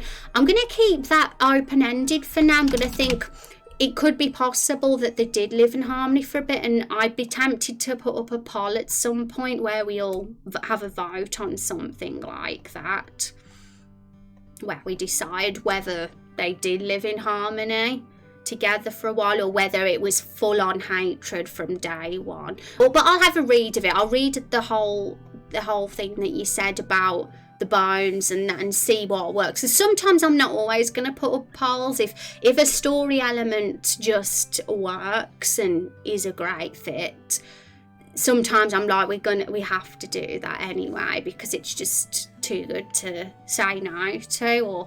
But whenever there's something where both ideas could totally work and it could go either way being great, then yeah, polls are always a great solution. And I'm good, thank you, trying to learn a song, which means I'm just here playing the song over and over until I know the lyrics. Oh, really? Is it a song that we know? Is it a popular song? But good luck, Virtual. I believe in you. You could do it. Do we want the tree in Lakefall to be nice and mean? I'd say definitely good.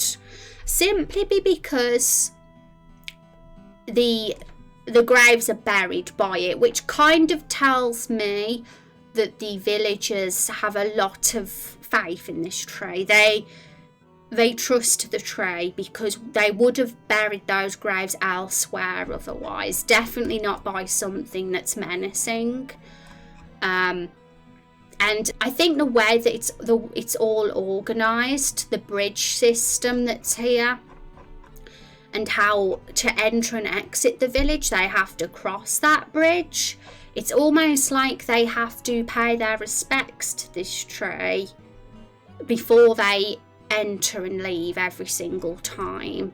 And not just pay respects to the tree, but pay respects to the graves as well.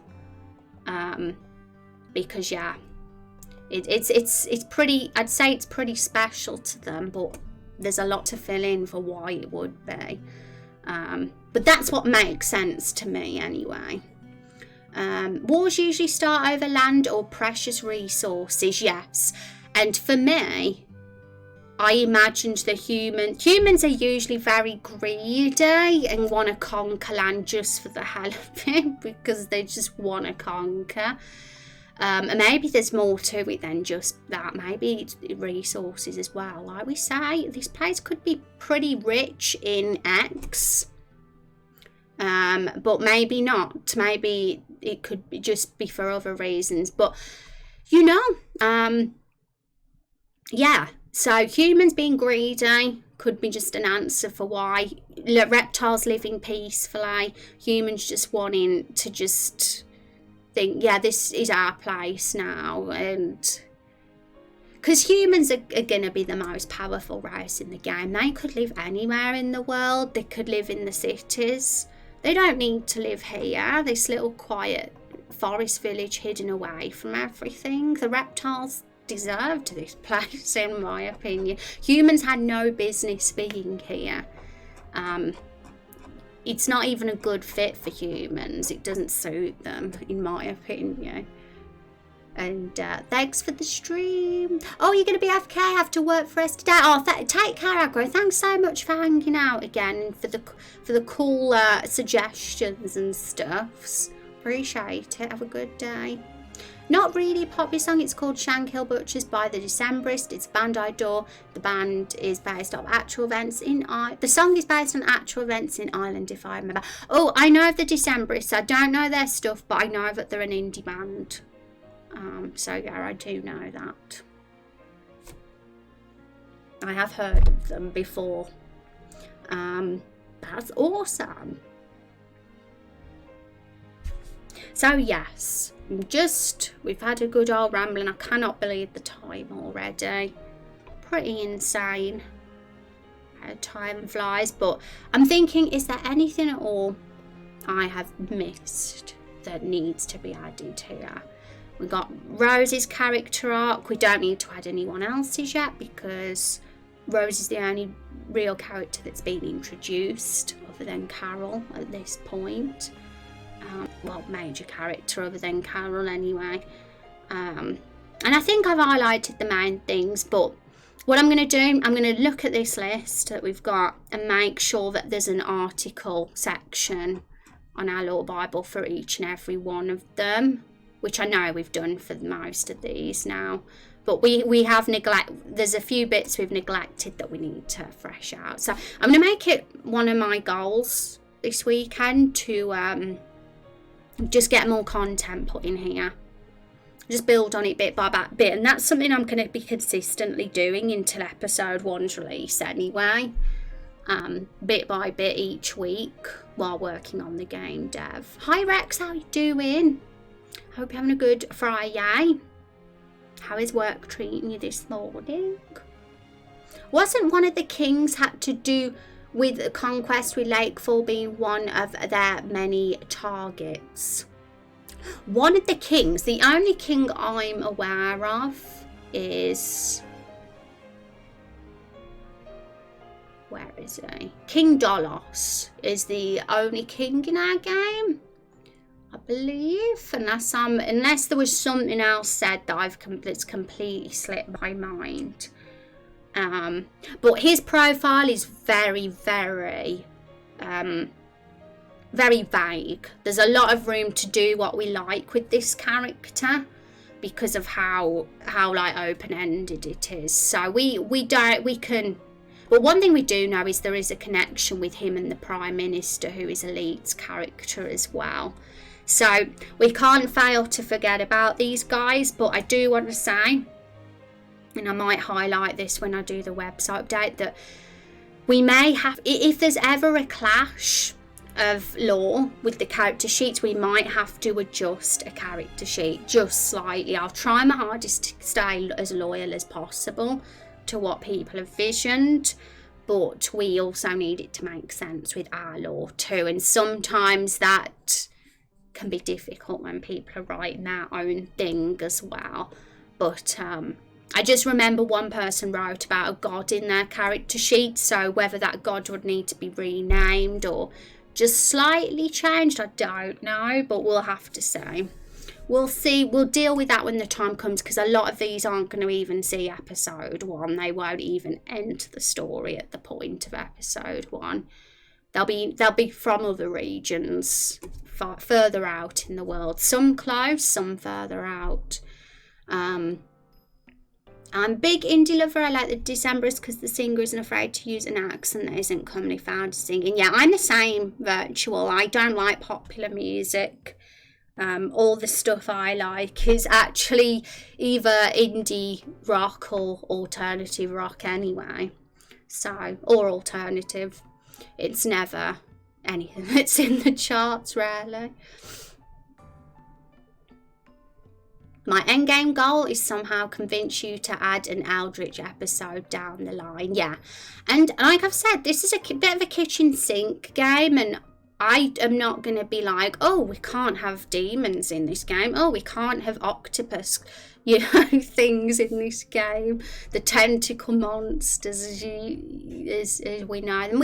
I wouldn't be like, we can't have those, because there's always room to add those kind of elements somewhere, especially if we're going to have an epic world with a lot of different settings and environments. You know, we're in a forest place at the moment, and it was very easy to turn it into this enchanted area where things are coming to life, just because of the way it all looks and the fact it's got an enchanted kind of look to it. But certain other regions will be more gritty and more urban, maybe, or more mysterious, or more darker in theme. Everything's going to have, it depends what the region is, doesn't it? There's going to be lots of different, every episode I imagine would have a sort of different kind of setting, especially because this episode is going to be exclusively Everbloom Forest and Lakefall. Episode 1 has basically become that.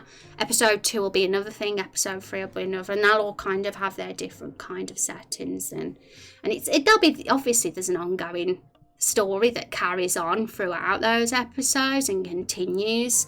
But the themes and things we explore between the episodes all vary, and I think that keeps things interesting for us, that we're not doing the same thing for years on end either as a community. So yes, totally possible. Like, in all honesty, the only things that are difficult is avoiding the clashes with ideas and plot holes. That is the thing that makes this the biggest challenge. So for that reason, we might have to just alter things just a touch to make them work with the plot we're creating. But like I say, I'll always try to stay as loyal as possible to the vision of the character. And if anything ever needed changing, it'd be like law terms or something like that, like names and terminology and those sort of things. Yeah, I'm a hungry one. I've got tummy rumbles. I have the tummy rumble. So what should we do? Is there anything we can do before we finish today? I want to make sure we've covered everything and we've kind of discussed everything we need to. I'm really not thinking about Rose much at the moment, because I think let's focus on really the stuff that's going on in Lakefall is priority, because that's where we are in the game. You know, we're in there. Obviously we have Rose as a character, and she might be a part of side quest. I was saying that Legmog's character might be introduced in a side quest in Lakefall quite early on, once we've finished the fruit boss. So there might be an opportunity to explore Rose more at that point. In fact, that will probably be the best point to explore Rose once we start that side quest with Legmog's character, because Legmog's character is basically very, very heavily focused on Rose as a character. But yes, I'm going to just work on, with this particular bit, the overall story arc, I'm going to slowly work on smoothing it all out, making it make sense, no holes, filling all those gaps. And once I'm happy with all that, I'm going to get it put in the Lore Bible so we can all read it and get a clear understanding of it. But I'll probably slowly add to it anyway, and time. Now I got the work sent out, I'm actually able to focus here. Oh, hi Van, how are you doing? What things have we covered? Yeah, what have we been talking about? I've already forgot now. I've basically listed all the story elements that we've got, because that to me was something I wanted to get all down, because we've got so many different bits and bobs, and I want to make sure I'm not neglecting anything. I want to make sure everything is on this list and covered. So I've split it up. We've got the overall story arc sections, which is Carol finding a family, and the bits that connect in with that, which is the spell of the Everbloom Forest, where we talked about, you know, obviously that affects Carol. It's how she was brought to life. Raindrops and the X elements, which obviously affects Carol, because the whole currency was the reason she was brought to life. That all connected the spell. Obviously the wagon, the stars, weirdly it does connect with Carol, even though I haven't said how just yet, but it does. And then we just got the humans versus reptiles, which we talked about quite a bit. We talked about the possibility of siding with humans, either reptiles or vice versa, but in a way where you're not where you're like given a full-on choice, but the decisions and actions you make during the whole late fall everbloom arc of the game will add up to you favouring one over the other eventually with all your little actions that you take. So there's options for multiple endings for where the reptiles are living in Lakefall and took back their land from the humans, or where all the reptiles were killed and the humans are living there still. And that's all very interesting because I love that moral dilemma of which ones, you know, that hard, difficult choice and it affecting the plot and the outcome of the world. And then, yeah, we talked about them a bit, which I've saved everything you said in chat. So a few peeps have said ideas for the tree in the centre of Lakefall too. It was a very underdeveloped thing, this tree, but we've had some ideas at the moment, and I've saved all those ideas in an notepad file. And then we've got the graves under the tree, which is obviously part of Lakefall, of course. But it's also going to be part of the overall story arc too. So it's a very big mystery probably to many of you why the graves relate to Carol or anything here, but just remember, guys, in chat the other day, people were saying how they felt the raindrops and X element could link to the graves. People were talking about that in chat, and I thought that was very smart, and I thought, yeah, it has to happen. So two big directions, yeah. So yeah, some things are going to link to the overall story arc here, and other things will be separate from it. And we don't need to make everything 100% linked. It's totally cool to have separate plot points and things that don't connect to the bigger picture here, because it just helps fill out the world even more. Even so, it just makes it feel more dense and populated and richer, as long as it's got some sort of substance to it, of course, and has something about it that fits in with the world. Like currently, for example, the whole humans and reptiles business, it has no connection to the overall story arc really, from what I know. Maybe I've missed something, but from what I gather, there isn't really a complete connection. But the whole plot itself still really does a good job of making the world feel more full, and like the stuff happening here, you know, a conflict happening always helps, you know, it always helps a world feel more alive. And same with the whole fruit business with Fiona and Nigel. That's very separate from the main story. The only thing in common that the fruit that bit has with the overall story arc is the fact that the fruits were brought to life from the spell, the same way that Carol and her family were. That's something they've got in common.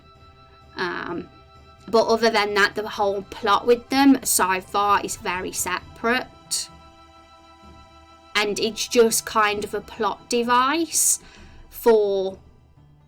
It is really at the moment just a plot device for Rose painting a picture for Carol that shows the reptile that took her family. It's just a plot device for that at the moment. But I feel like it could be more, and there could be more like little things within all that could matter. But it's still super cool and entertaining even so. But yeah, this bit, the whole Lightfall NPCs, that's not going to see the light of day until a while. We've got on the Trello here, probably not till August. In all honesty, we'll just focus on the other stuff for now and flesh out the NPCs at a later date. Okay, I see that I have ideas for Tree 2, but I'm curious about the other ideas. Yes, so there's a lot of ideas. There was absolutely sentences, paragraphs put out in chat, and I need to reread them all myself because I've already forgot them all. But I can totally send them you over. If you've got an idea, feel free to send me a message. And if you have any questions, I'll pass on what chat have said and suggested off stream. That'll totally be cool on my end. But yeah, guys, so it's been a talking stream today. Always fun, always very, very helpful. You gotta have them. You can't have a game without the story at the end of the day. So very important streams, those sort of streams are to me. What we're going to do next week, it might be a mixture of the two things. We might do a mixture of game dev and a mixture of lore stuff. We'll see where it takes us. I don't have anything in mind just yet. I'll see how everything goes over the weekend. So I'm going to pass this on to a friend.